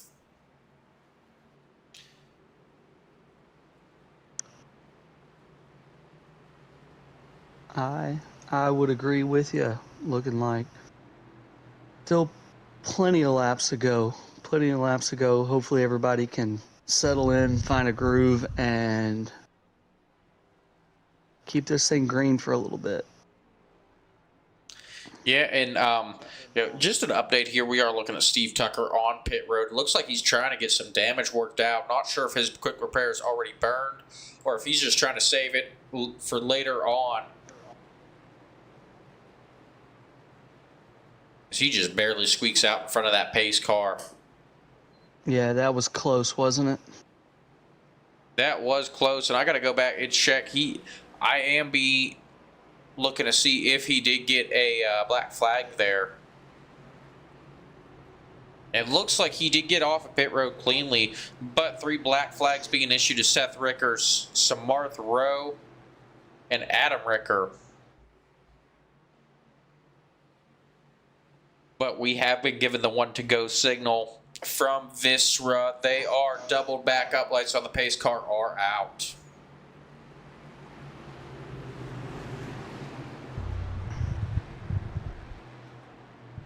Yeah, I tell you what, Lightning McQueen would have been proud of the 1 car's race off a pit lane right there. I gotta agree there. That was kind of a throwback to that original Cars movie. Yeah, he did. I just watched it back. He did squeak right out there. If only we could have a forklift that could give you a 2.5 second 4-tire pit stop. I tell you what, I feel like I get the opposite of that when I am racing on iRacing. It seems like everyone always beats me off pit road, and I'm sitting here wondering what my pit crew's doing. That's how I feel. I do a league on Tuesday, NASCAR 25, and I swear they're giving you 19-second pit stops. I'm like, come on, man, the car's got 1 lug on it. What are we spending all our time doing? Well, I think they're probably eating ice cream. Tell you what they're not doing. They're not putting tires on my car in a timely manner. Not that it would help me win the race, but it gives me something to blame it on. There you go. Always got to find something that's never your fault, right? All right, that pace car is off. They come through the restart zone. Daryl Young getting the jump there. I think he may have gotten himself in trouble overextending like that.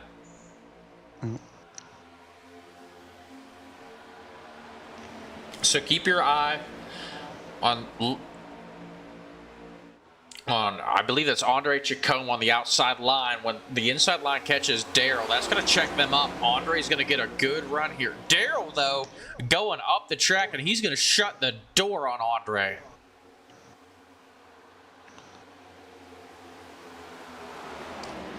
And Andre and company going to leave Daryl out to dry.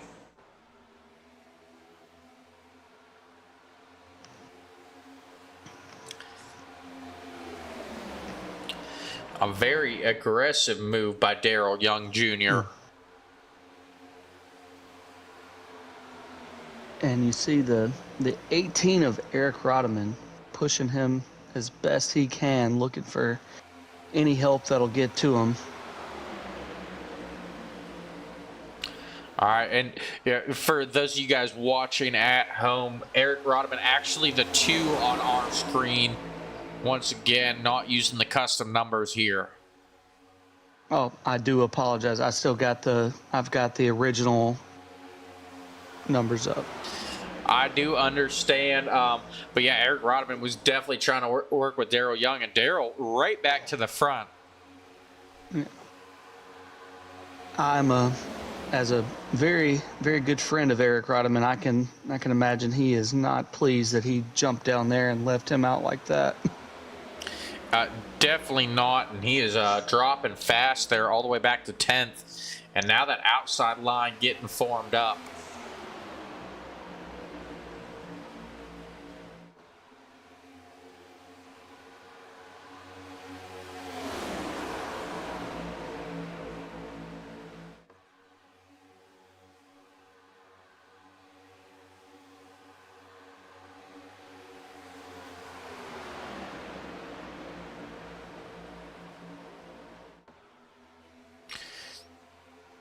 Now those top 5 getting single file. They've gotten it sorted back, or sorted out back in the pack. They were double file. Now that third line getting started up again. And look who's leading that outside line. Steve Tucker, determined to get back up to the front. So, you know, looks like he got all his damage repaired. Definitely did not burn a quick repair on pit road. But able to be a little, able to be competitive here. So we are now down to only 29 laps left in this one. Actually, and we've got the 21 of Holloway, and looks like the 4 of Corey Rainey. Those are 3 fast guys, and they know they're fast. I see them working together to try to work their way back up. Yep, and I don't know about Steve Tucker there out front. You know, we saw him leading that pack, but it just wasn't going the way it was. Maybe some front end damage still slowing him down with the aerodynamics there. We'll have to keep an eye on that, but looks like they definitely do not want to be behind him.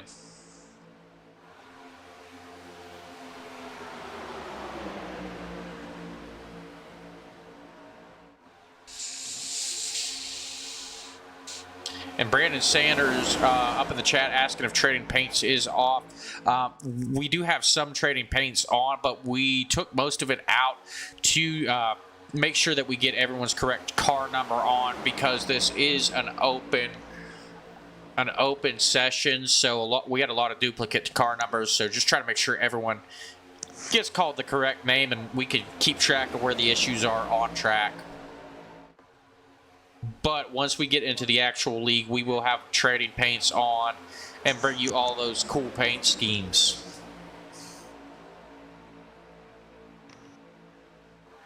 And as a guy who's designed 4 of them, you'll want to see them. They're pretty good schemes. I know the Alessi Yates team, I've had a chance to look at some of their schemes.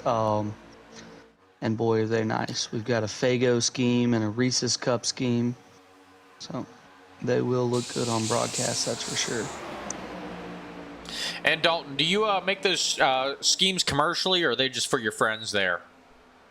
Oh, trouble. We got a little bit of trouble here. Looks like I want to say the 04 on my screen. I don't know what Matt Lee there in the 04. He was completely sideways and able to get that car reined in. Yeah, way to hang on to it. I tell you what, there's a lot of drivers in the back of that pack probably not happy with him able to get that car reined in, because that backpack gonna lose the draft here as we come down to 26 to go.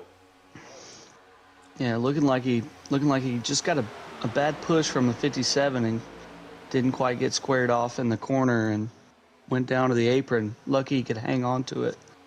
Yep, and looking back at the front of the pack, look who's back out front. Wouldn't you know it? Steve Tucker.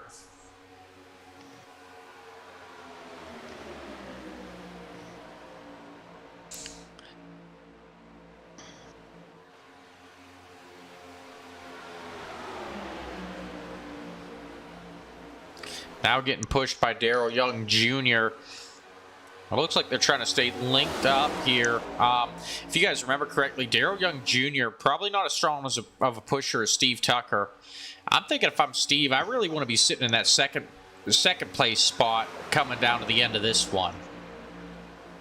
And let's not forget that when he was getting pushed earlier, he was slowing the guys up a bit, so he may not be as fast out front as he has been earlier in the race.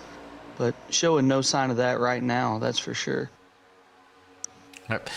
And Brandon Sanders, we'll go ahead and drop the Discord as well as the Facebook page on the link after the broadcast, but it is VISRA. They do have a Facebook page as well.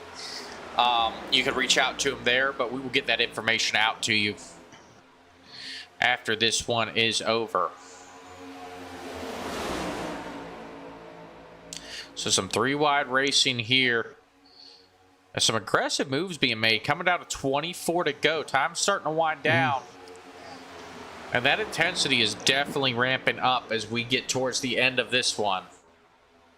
Yeah, you can only throw those kind of blocks so many times before the Lord calls you home. Oh, yeah. And, right now, everyone cutting each other a little bit slack because they do want to be here at the end of this one. But when it comes down to the end of this race, I don't think they're going to see much slack with those blocks being thrown.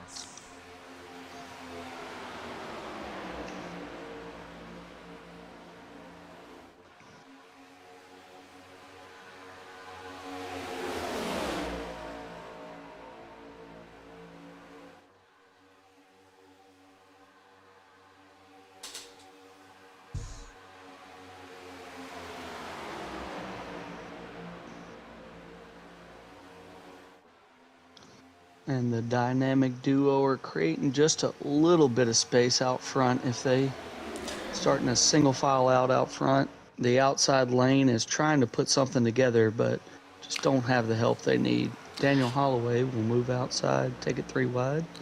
I tell you what, though, I don't think they're going to get the space there. 4 wide. Once they get this sorted out, we're going to see that top line starting to build back up. And just an update, those guys there in the back, they are all single file trying to work to get back up to that top pack. But I don't think they have enough cars in line here to build up the energy to make it back up there.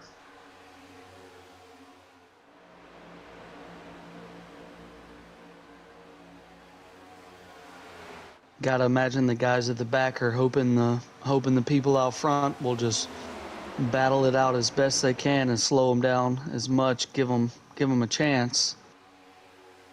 I even battling out. I don't know if it's going to slow them down enough. I think they've got to hope for a caution here. And coming down to 20 to go, it is definitely go time. I think we're going to see one here in probably the next 10 laps. Yeah, I think all you can do at this point is put the hammer down and hope you're not one of the guys wrapped up in it. Yeah. Seeing some blocks here. And 3 wide racing. 3 wide racing. What's that quote? I'm not lifting until I see a checkered flag or Jesus. Yeah, that's and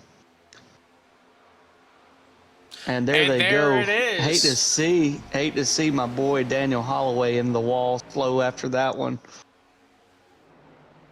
Oh, some heavy right front damage. He's going to have to bring it down.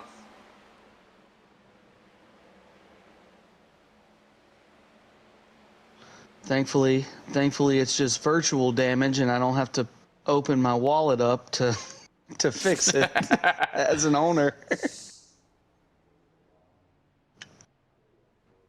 And he does have a quick repair to burn, so he's going to get right back into this. We just saw that live on screen.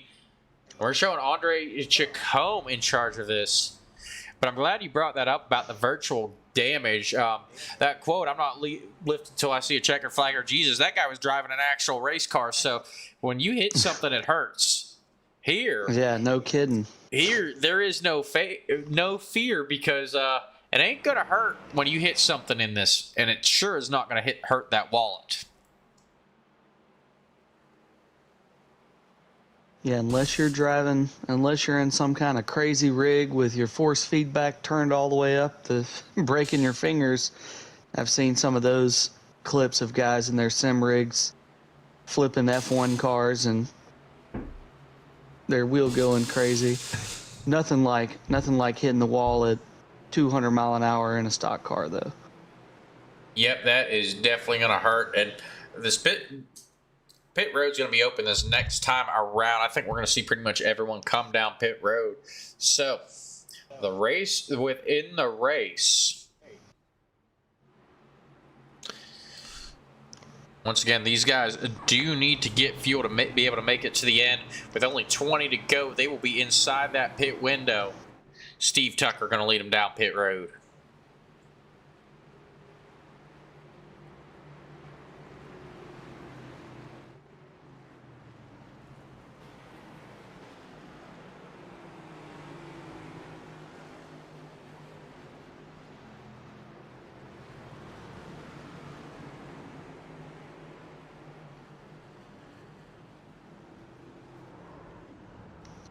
And one thing, go ahead. We got trouble for the 22 getting on the pit road here.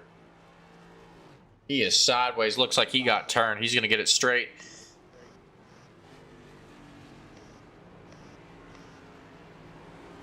And Andre Chacombe going to win the race off pit road.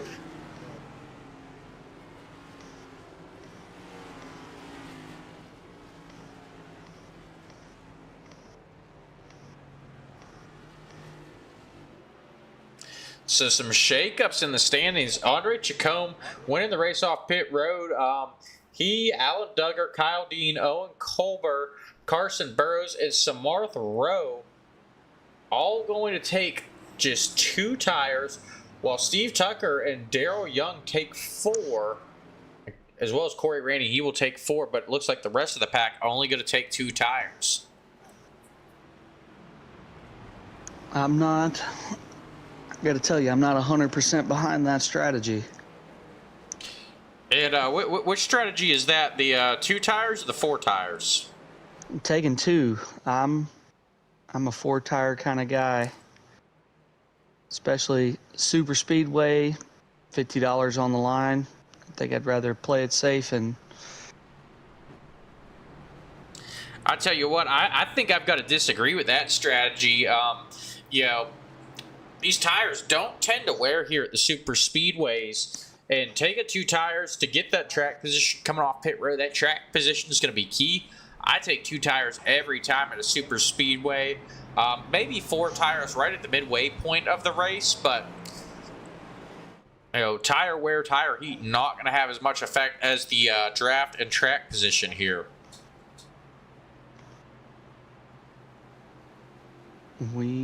I guess we will see who shakes it out on top. Only not a whole lot of racing left, but enough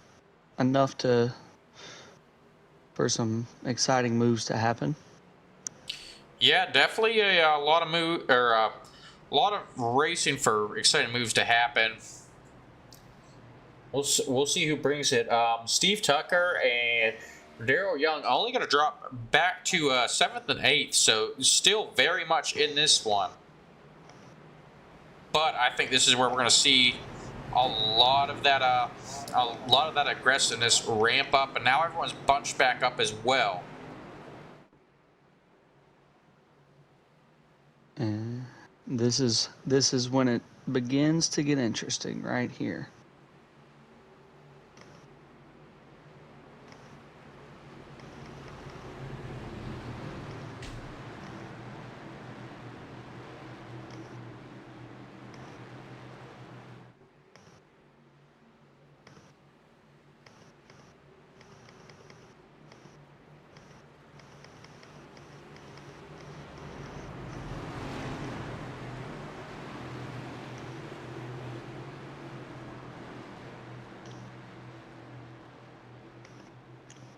And, you know, talking about taking 2 tires versus 4, my all-time favorite driver, Kevin Harvick, I went to see him at Phoenix on his farewell tour, and I watched him taking 4 tires instead of 2 cost him a win in his final season in the Phoenix Spring Race. Broke my heart. He was 6 seconds out front. Caution came out. He took 4 tires instead of 2, lost a lot of positions. Not enough race to make him back up. Then the same thing happened to Denny Hamlin last year at Phoenix as well. Yep, and it is always a gamble. We get ready to go back green flag racing here.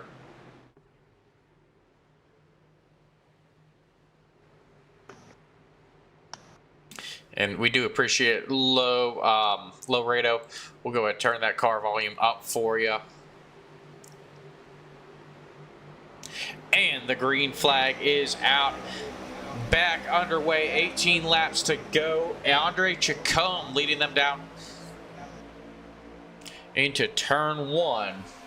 Alan Duggar getting the run on the outside line, though, being pushed by that 42. And that is a lot of pushing out of the top 5 going through the corner.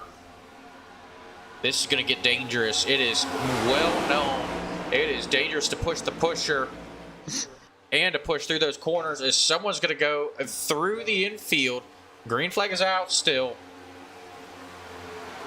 Looks like Mark Randall and Eric L'Oreal caught up in this. We'll see if we get a yellow flag.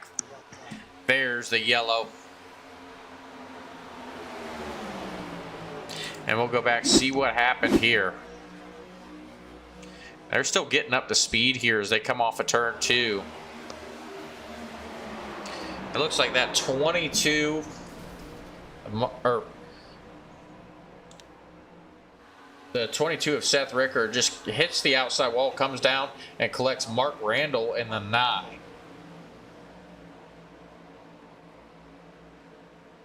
And we'll ride along with Mark Randall here and see what happened from his point of view.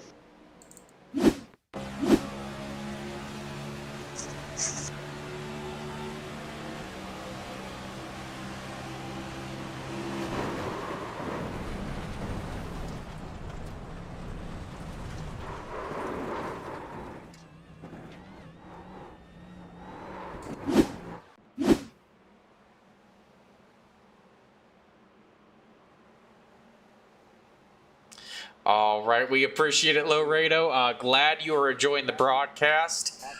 We sure hope everyone else out there in the chat is as well.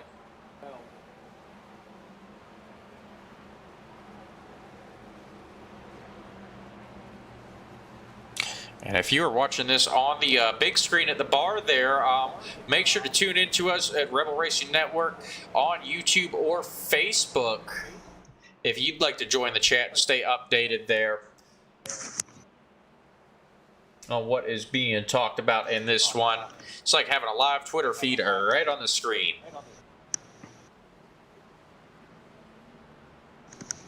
And thank you, honey, BMO. I definitely do my best here, trying to give you all the best commentating on this.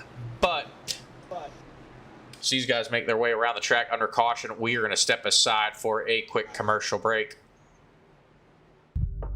Every race car starts the same. Just a shell, waiting for identity. Because every car can race, but not every car gets remembered. Custom. Bold. Built to stand out. Bird wraps. Don't just race, be remembered. Do you love Orlando's theme parks, but the long lines have you losing the magic? Introducing Ride Waits, the Apple Watch app designed to help you skip the stress and ride more, with real-time wait times and park info right on your wrist. Whether you're exploring Walt Disney World, adventuring through Universal Orlando, or taking it all in at SeaWorld, Ride Waits helps you navigate smarter and get the most out of your visit. No more wandering, no more guessing, just more riding. And it's not just wait times. Ride Waits also offers tips on the best times to ride, general park info, and helpful alerts so you never miss out on your favorite attraction. Whether you're planning ahead or making game day decisions in the park, Ride Waits keeps everything you need at a quick glance away. Ride Waits, your wrist-side guide to the best parks in Orlando. Available now on the Apple Watch store. Not affiliated with or endorsed by any theme park brand.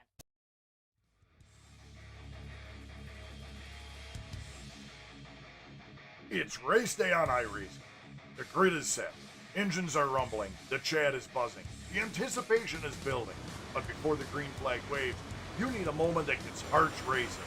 Hoorah Flyovers delivers cinematic, custom airplane flyovers for your iRacing or esports event, bringing real-world energy to your virtual track. Add a patriotic punch to your pre-race show. Whether you're hosting a league championship, a memorial race, or just want to hype the crowd, Hoorah brings the thunder. Fully customizable, easy to book, stream ready, guaranteed to get your drivers and fans fired up. Because when the jets fly, everyone pays attention. Stand tall, fly loud, race proud. Hoorah! Visit Hoorah Flyovers on Discord or Facebook and bring the flyover experience to iRacing like never before.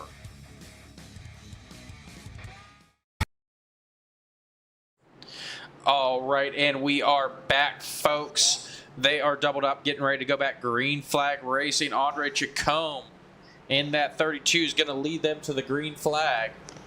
Alan Duggar to his outside, but it is still anyone's race. And keeping an update here on Daryl Young in that 71. He has dropped back to 10th. Steve Tucker, though, in that one car, been talking about him all night, and you know, it seems like he's become the lore of the VISRA racing series here. But he is back up to 5th. Yeah, he just seems out of the way and in the front all the time. I don't see him getting in a whole lot of trouble. If he can hang on there for just a little bit longer, he might wind up in victory lane tonight. I definitely think he's got a shot at it, but he's going to have to be careful here. We're coming down. It'll be 12 to go once that green flag flies.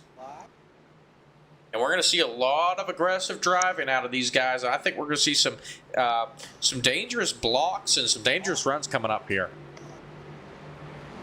Yeah, you got to imagine it's going to get ugly before it gets over.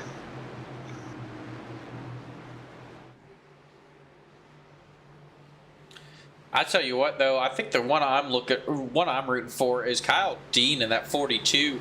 The only Chevy here in the top 5. The top of this race being dominated by the Toyotas. Toyotas 1, 2, 3, and 5th. So I'd definitely be excited to see a different manufacturer win here as that pace car dives off.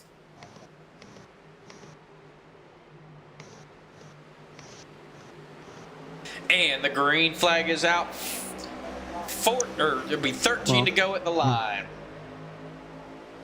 As an owner, I'd love to see he would be number 2 on the broadcast, Eric Rodeman. I'd love to see him be able to pull one out. He's a great guy. He's actually on my screen. He's driving the number 18, sponsored by his friends, app My World of Whiskey, where you can. It's kind of like an app. You go on there, you rate different bourbons, and you can see different flavors and stuff, almost like a reviewing thing, just for different whiskeys. And you can buy them straight through the app. It's pretty cool. Oh, and we've got someone down, and there's big one. There is the big one. Not a car untouched, it would seem. I think only 4 cars got away clean in that one. And as I was talking about him, my friend Eric Rodeman looks like he's going to the care center after that one. All right, we've got the list here. Looks like Stephen Alessi, James Yerger, Andre Chacombe, Eric Rodeman, Mark Randall, James, Daryl Young Jr., Justin Smith, all caught up in that one. We're going to go back and take a look here.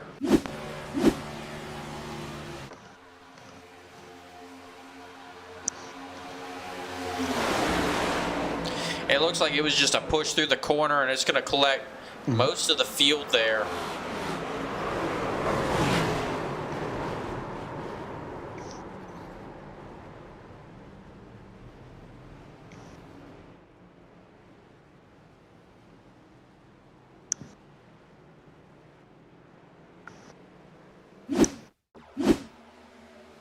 Get another look at it here from the blimp view.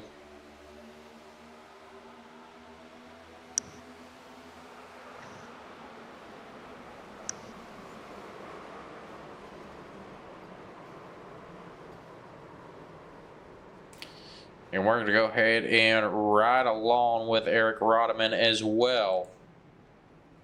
He tries to navigate this one.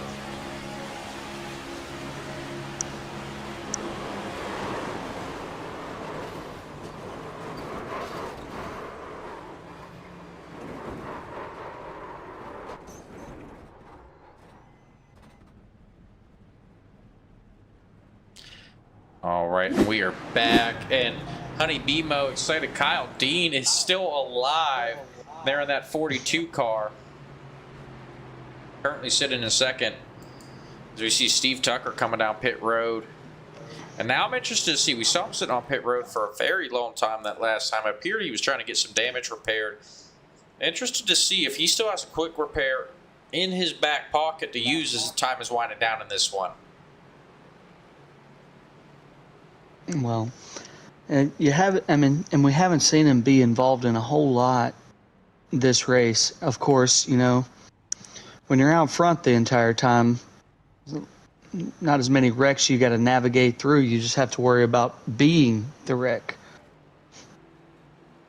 Yeah, and quick pit stop for him there. Yeah, we didn't see anything look like it was fixed. Trying to look at that car and see where he's at with the damage. Sometimes it gets tough to tell with these paint schemes here. Definitely looks like some left front damage to that one. So not sure what his plan was there, but definitely don't see a meatball flag for him. I think he's still in this one once we get back under green.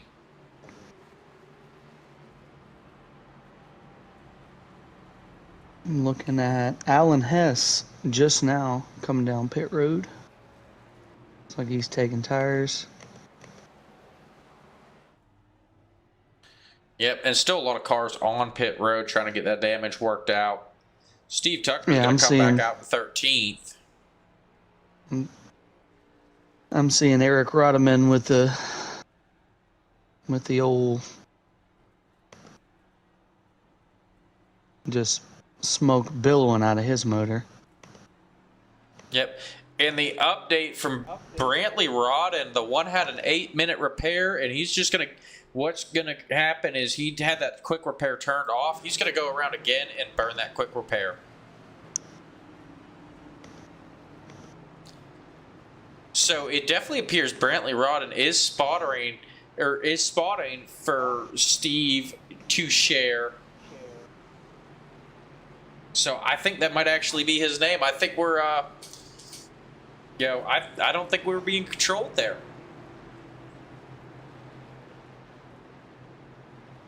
So it looks like he's definitely talking to him here, and we have figured out that it is actually to share.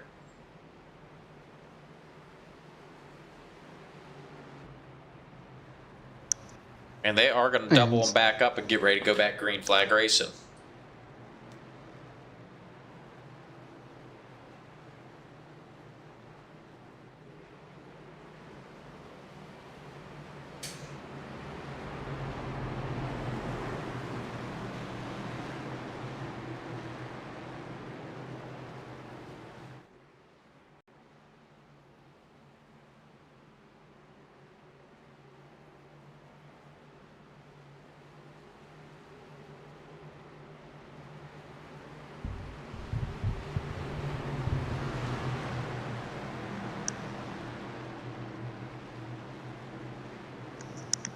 All right, and this is our 10th caution of the night, our 8th for cause. We've got a total of 29 laps under caution, and we will be under 10 to go once we get the green flag here. Be nine laps left to go once the cars cross the line. Kyle Dean will be your leader once we get back underway. All right, and an update, Orange Man 96 on YouTube TV letting us know Eric Rodeman has been released from the infield care center and is okay.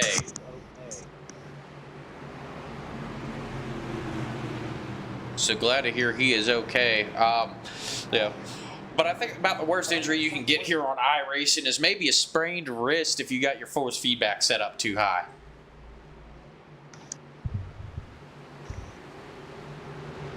Yeah, I'd agree with that. That's about all you can pull out of this. Yep.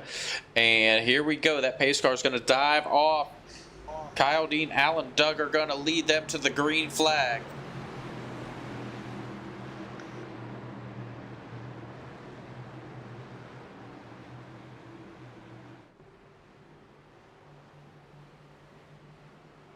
They make their way through the restart zone. Green flag is out. No one get the jump quite yet. There goes Alan Duggar. He's going to extend himself. And here comes that 4 of Corey Rainey.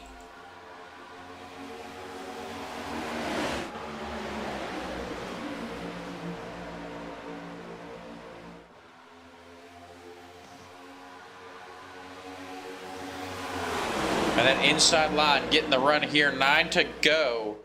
And they're going to get 3 wide here early on.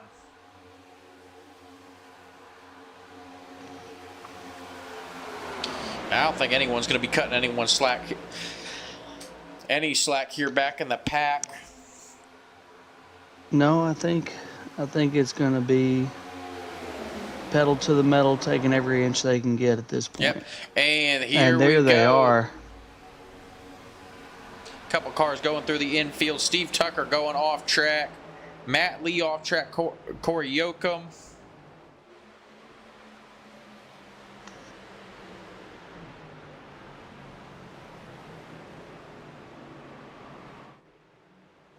We'll go back, take a look here.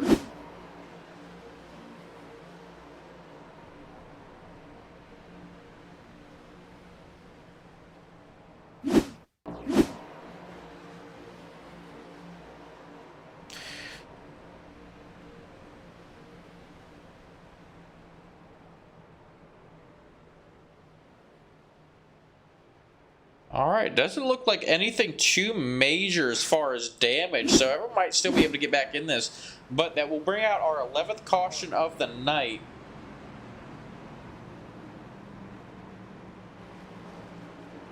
That's going to come out here on lap 86 of the scheduled 94. We're going to have 3 caution laps, so it'll be about 4 laps left to go once they get the green flag after this.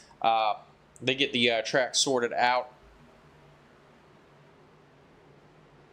So it looks like we're going to have a shootout here. And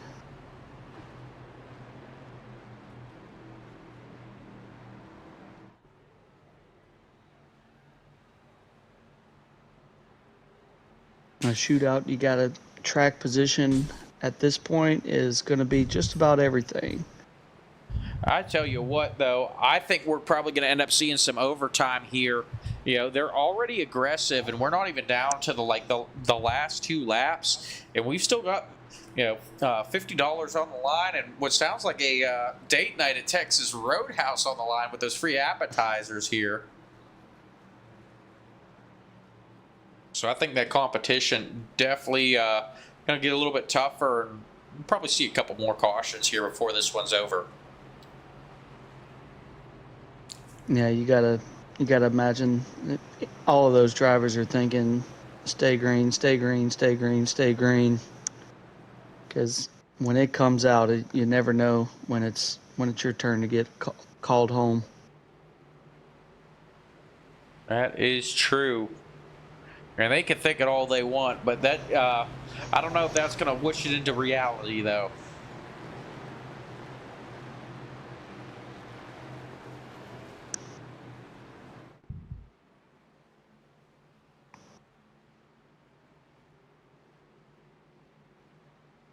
So as we get ready for the shootout, who do you have your eye on here once that green flag drops to try and snake the win away? I've been watching Corey Rainey make his way up to the front, and you know he hasn't really been way out front a whole lot, but I think he's been putting himself in a good position. I think when it comes down to it, if he's got room, he's going to make the move. As long as he doesn't wind up taken out. Yeah, I was thinking the same thing. Bentley Cole there in that 77. We've seen him his name come up a couple times. I think he's in a good position. And, of course, Darrell Young in that 5 car, only 3 rows back once that green flag drops. Definitely going to be aggressive. We see him get some good runs. And we should get the one to go signal this next time by.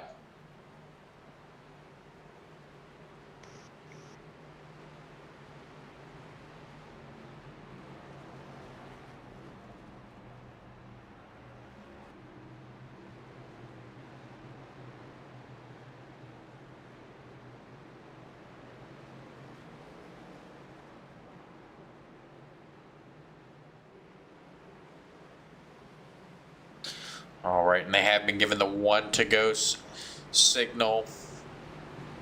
Lights on the pace car are out. We get ready to go back green flag racing here. And Honey BMO really hoping we stay green to the end. Honey BMO and everyone watching is hoping that this thing. Yep, and Kenny Real in the chat saying Daryl or Steve's going to get the win. Or possibly Lee. So, and that's a very interesting take there, Kenny. Matt Lee sitting back there on 13th. Daryl up there in 5th. Looks like Steve. We try and get an update on Steve here. Steve Tushear. He is somewhere in the middle of that pack as well.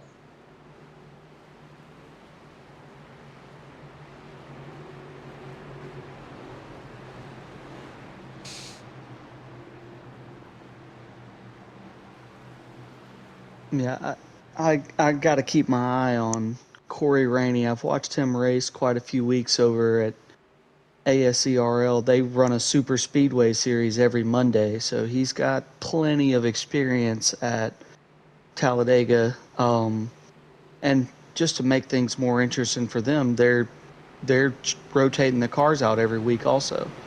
He may be in Gen 4 one week and Gen 6 the next week. So he's a pretty good driver, and I think he may be able to hang around out front for a little bit if this thing stays green. Well, and I tell you what, I don't think we're gonna have to wait long to find out. That pace car is off. Here they come around to the restart zone. Green flag is out. Alan Duggar getting the jump. Peter Smetana going right along with them. Duggar not getting too far extended. That top line's got to get organized here. And Corey Rainey not able to get up to speed quick enough. And we see a lot of drivers drop into that inside line, trying to get around that 4 car. And that's going to kill a lot of that momentum from the outside. Not having all that energy build up. See a couple of guys try to jump back out. We've got the 77 down. Uh-oh, 77. He's going to lose it.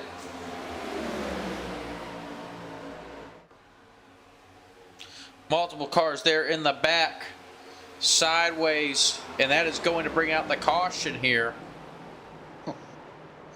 The 18 Kyle Busch tribute scheme is around right as the caution comes out. It looks like Allen has caught up in that. Zane Bailey, Bentley Cole, and Justin Smith.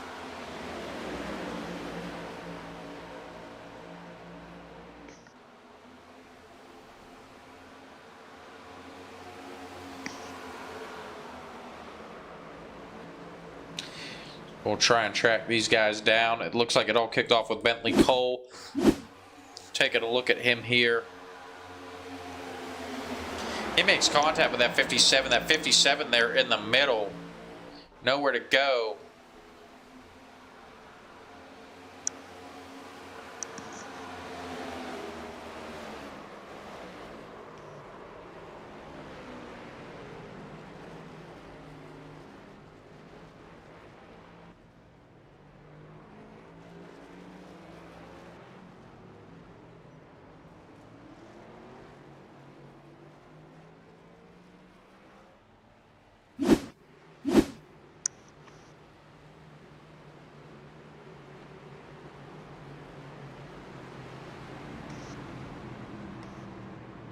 And we're going to reset it up again. And this is our 10th caution for cause tonight.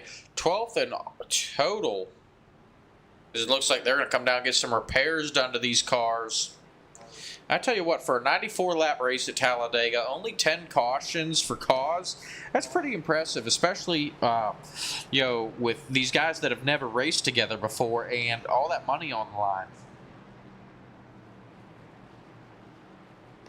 Yeah, especially, like you said, a lot of these guys, the majority of these guys, it's maybe their first time racing on the track at the same time. So a lot of these guys handling it really well here.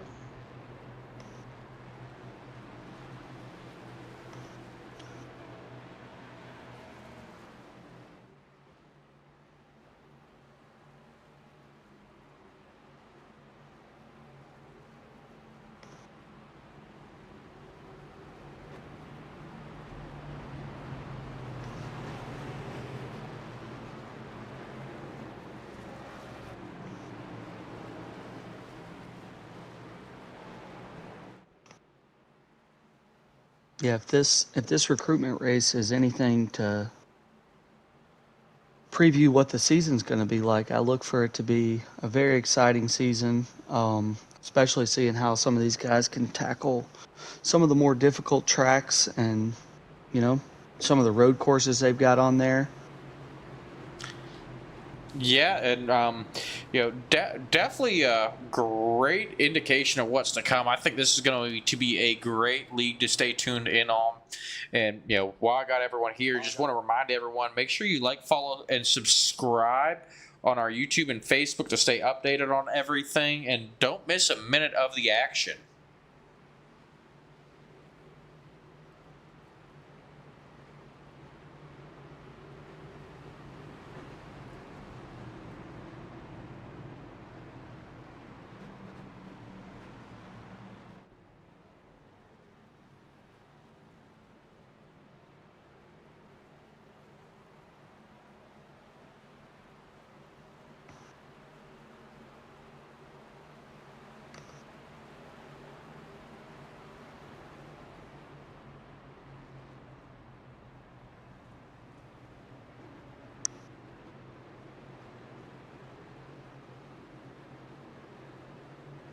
All right, and they've been given the 1 to go signal. The lights on the pace car are out, and it will be a green, white, checkered finish once that green flag drops.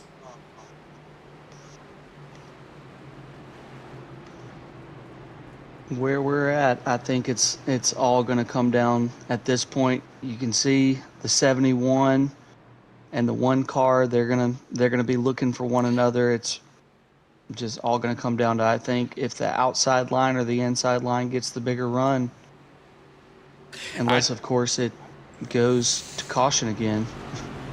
Yeah, and you know, they've just got to make it to the white flag. I think if that 71 doesn't go, that one is going to be right there to give them a push. We've seen Steve Touchier do an excellent job of pushing Daryl Young out to the front, and I don't think he's going to leave him out to dry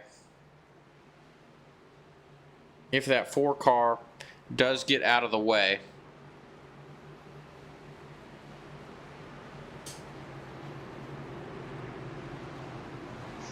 And if I'm the 4 car, I'm trying to stay. If I know they're working together, I'm trying to stay right in between them and make me part of their crew till the checkered flag falls. Yeah, I definitely want to stay in there. I think this is the first time we've seen that 4 of Corey Raney able to, race around these guys. You know, if that 71 doesn't get the run that he's looking for, though, I think I'm going to stay up top, though. And maybe even move out of the way and let that 1 push him, because we know how well they push together. And try and create that 3rd line and link back up with these guys later on through the lap as that pace car is off. But do not want to go down to the bottom line. That's just going to cause trouble and probably get them stuck somewhere in the middle.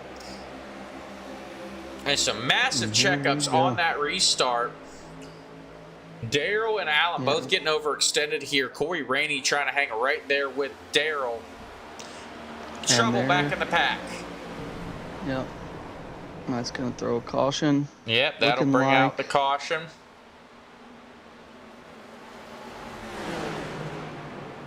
Looks like Kyle Dean was caught up in this.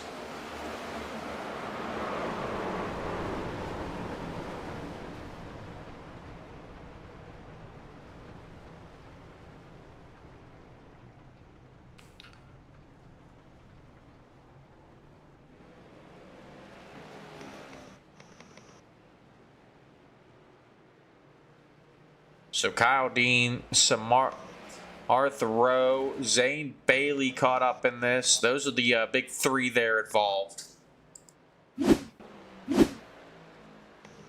And that caution flag is going to wave again. And we will get overtime here tonight. Some bonus racing for you guys. As they get things reset, we will step aside for a commercial break.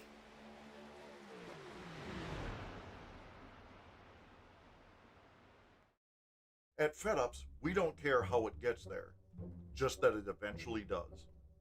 We use cutting-edge technology like guesswork, blind rage, and the occasional coin flip. Need help? Our customer service is standing by to put you on hold. Our drivers are trained professionals in rage quitting, road rage, and minor parkour. Have an issue? Hey, we delivered it, didn't we? At FedUp, we're not happy until you're not happy. Special instructions? I ignored it specifically. Signature required? We'll scribble something. Fragile? Let's test that theory. Customer service? Try screaming into the void. FedUp, we hate your package almost as much as you do. FedUps is not responsible for damaged, late, lost, or completely incinerated packages. Batteries not included. Actually, nothing's included. Every race car starts the same.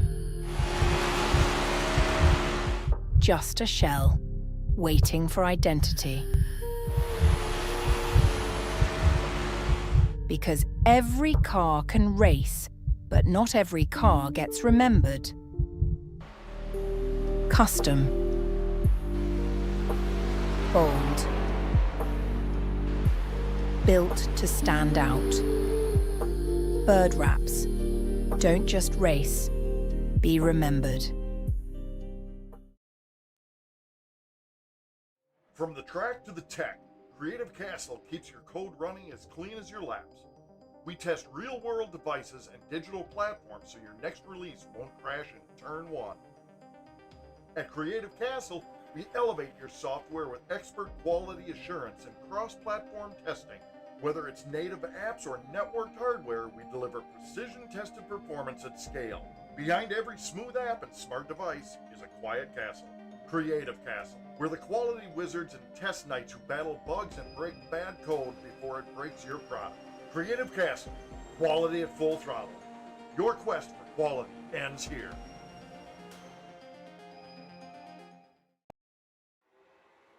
Welcome to Rebel Racing Network, the premier destination for professional iRacing esports broadcasting. We bring the virtual track to life with high-energy race commentary that captures every pass, every pit stop, every photo finish. Our team of expert broadcasters delivers real-time analysis, strategy breakdowns, and the excitement of wheel-to-wheel racing. And before the green flag drops, we set the stage with our signature pre-race flyovers, showcasing each circuit with stunning cinematic visuals that make you feel like you're there in real life. Whether you're chasing a championship or cheering on your favorite team, Rebel Racing Network covers every story, every series, and every unforgettable moment. From grassroots leagues to top-tier championships, we bring passion, precision, and performance to every broadcast. Subscribe now, watch live, feel the rush. This is Rebel Racing Network, where the action never lifts.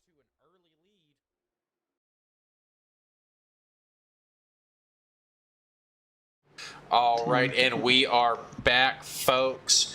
Getting ready to go back green flag racing. They'll be given the one to go signal this time by Alan Duggar in control of this one.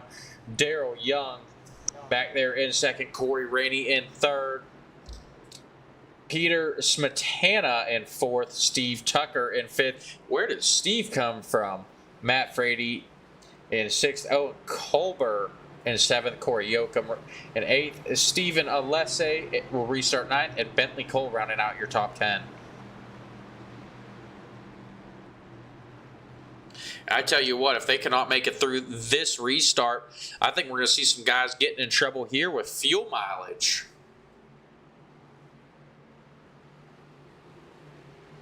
Yeah, imagine everybody's just trying to take that white flag and then see what happens after that.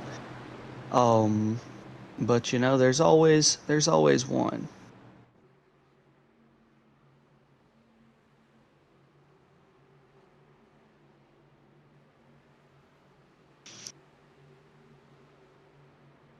but I, for one, am eager to see how this thing shakes out. I'm still got my money on the 4 of Corey Rainey when it's all said and done, though. I tell you what, now he's got that inside line, second place there. We'll see what Daryl can do on this restart, and we'll see what Steve Tushier does as well. And the inside line has been getting the bigger jumps on the restarts. Yep, and I don't know how much help that 25 of Peter Smetana is going to be to Daryl. You look at that front end, and it is caved in. He's going to have to get that nose right up there under that rear bumper to take the air off of it.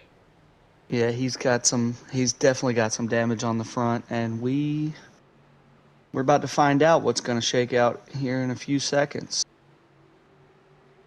Yep, that pace car is off. And the green flag is out. We are back underway, folks. Doug are getting the jump here. You go down into turn 1. We've seen him do that.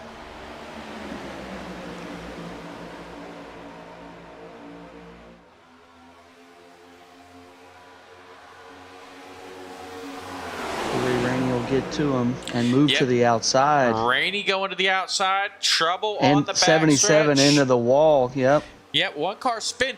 Oh, he's going to turn it right around, but they will throw and the yellow. Caution will come out.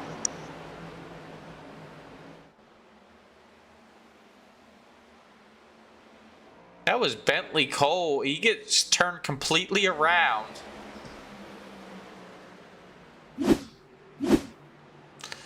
And we'll go back, take a look at this.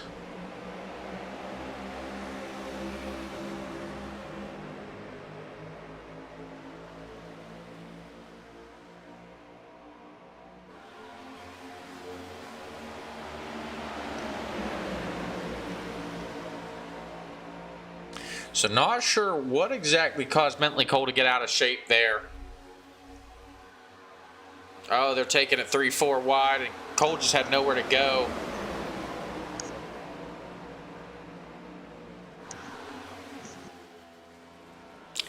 But nice job of reining in that car. Honestly, I don't even know if that was caution worthy. He got it under control, but I think they were already reaching for the button. Yeah, I was getting ready to call it, hey, this is going to be a caution, and then I saw him spin the car around and thought we were going to stay green, and before you know it, the caution came out. Yep, and we'll ride along with them through this one.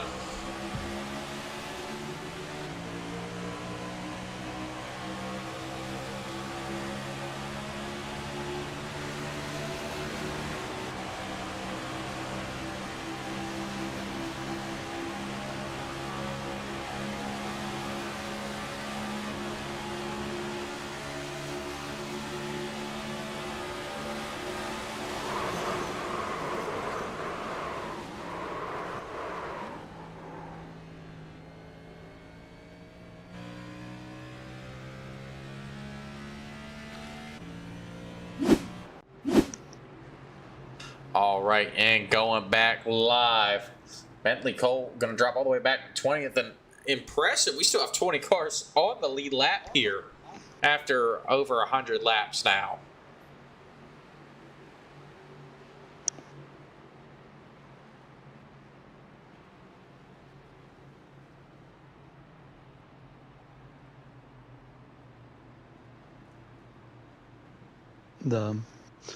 The 4 car is out front, but the 71 and the 1 have managed to hold it out.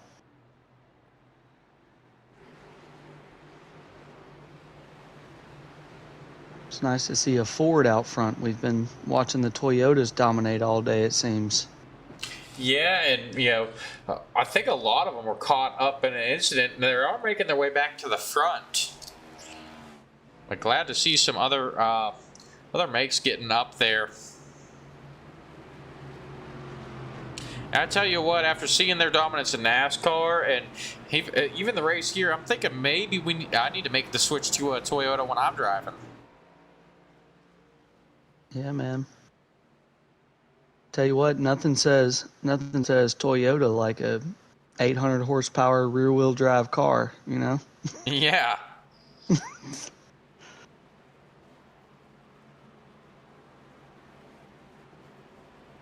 They've had a pretty good season IRL this year, that's for sure. That is for sure, with between Reddick and Hamlin there. Yeah. I don't know where Reddick came from out of nowhere this year, just dominating.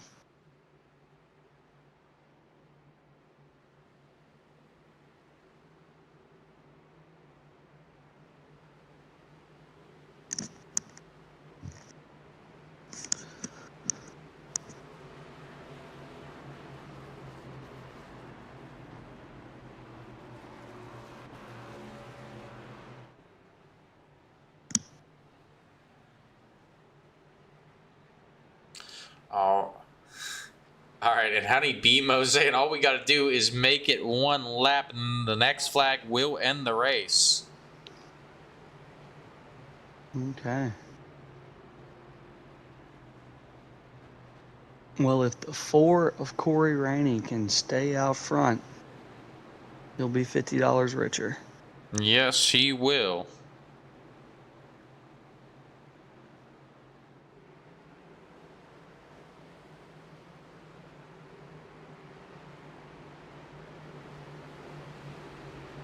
As a Kevin Harvick fan, I do enjoy seeing number 4 Ford leading the pack. Yep, and that Busch Light paint scheme there. I tell you what, I've been a fan of Harvick all the way since he was driving the 29. Me as well. Actually, when I was a kid and Dale Sr. passed away, I was old enough to like NASCAR, but I was too young to understand that Dale had passed away. So when they put him in the 29, I thought it was the same driver. I didn't know the difference because it was still the good wrench car. I was like, look, Dad, he's fine. Yeah. On a more positive note, rip Dale. But back when I was growing up, Kevin Harvick actually shot a commercial in my neighborhood. Really, that's pretty cool. Yeah. If you guys remember the Nationwide commercial where he's doing donuts in the cul-de-sac. Oh yeah. In the blue Corvette. That was shot in my neighborhood, and I was hiding behind the bush while they filmed the donuts. Oh, that's pretty cool. Unfortunately, it was not actually him driving. They had a stunt driver. Pace car's off. Let's...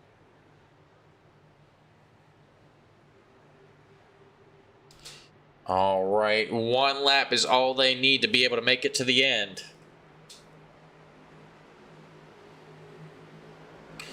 And the green flag is out. We are back and running, folks.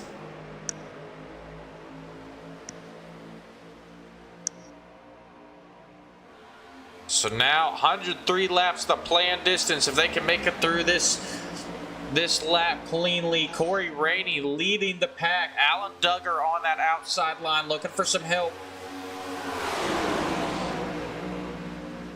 out of Steve Tucker. Darrell Young on the inside there, row 2.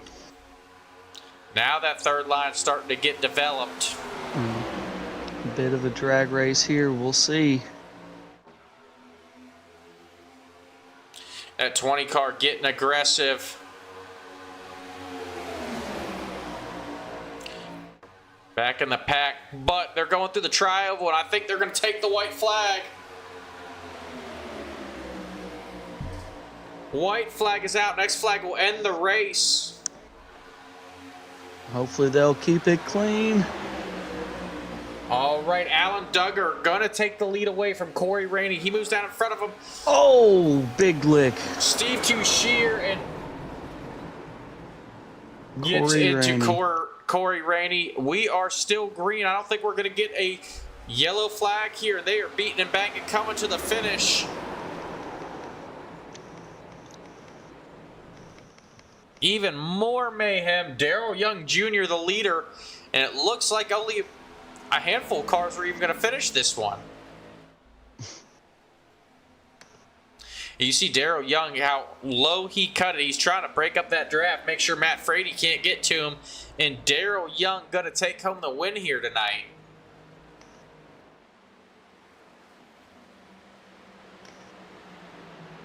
Darrell Young in the 71. And we'll go back and take a look and see what happened there with Steve Touchier and Corey Rainey. It looks like Touchier got a bad push off of a damaged nose, and that sends him around. And then Peter Smetana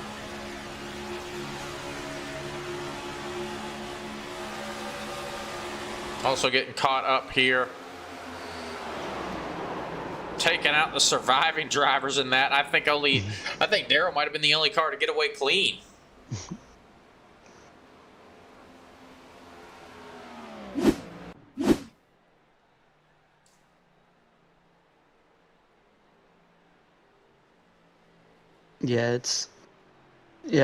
I'm looking at it. Looks like a bad push on Steve Tucker, and he came down just a little bit. Corey Rainey came up a little bit, and every car on the track paid for it, looks like. Yep. As Darrell's going to celebrate being $50 richer. And I think that celebration is going to take place at Texas Roadhouse here tomorrow night. Yeah, that's no kidding. But what a great race. I'm completely don't have any quarrels with him being in victory lane. He ran a good race. He was out front all night. So, and as he celebrates and parks it there at victory lane, or the start and finish line, it is late. We understand you guys want to head to bed. We are going to go ahead and get ready to sign off. But once again, I'd like to thank, first of all, I'd like to thank VISRA for bringing us on board. Glad to have them bring us in and be a part of the Rebel Racing Network family. I'd like to thank everyone for tuning in tonight. Make sure you hit that like, follow, subscribe button. We will be back here with VISRA June 18th. Before that, we do have the TCR O'Reilly Auto Parts Series tomorrow night, going live at 8:30 live from Watkins Glen. And then Sunday nights, we do have the Era Cup Series. See a couple of familiar faces in there as well. They go live at 8 p.m. a Sunday evening. And if I'm not mistaken, they are going to be live from Richmond this week. Make sure you guys tune in for that, and make sure you check us out on Facebook to stay updated on everything VISRA and everything Rebel Racing Network. Thank you again for tuning in, and we will see you back here tomorrow night, guys.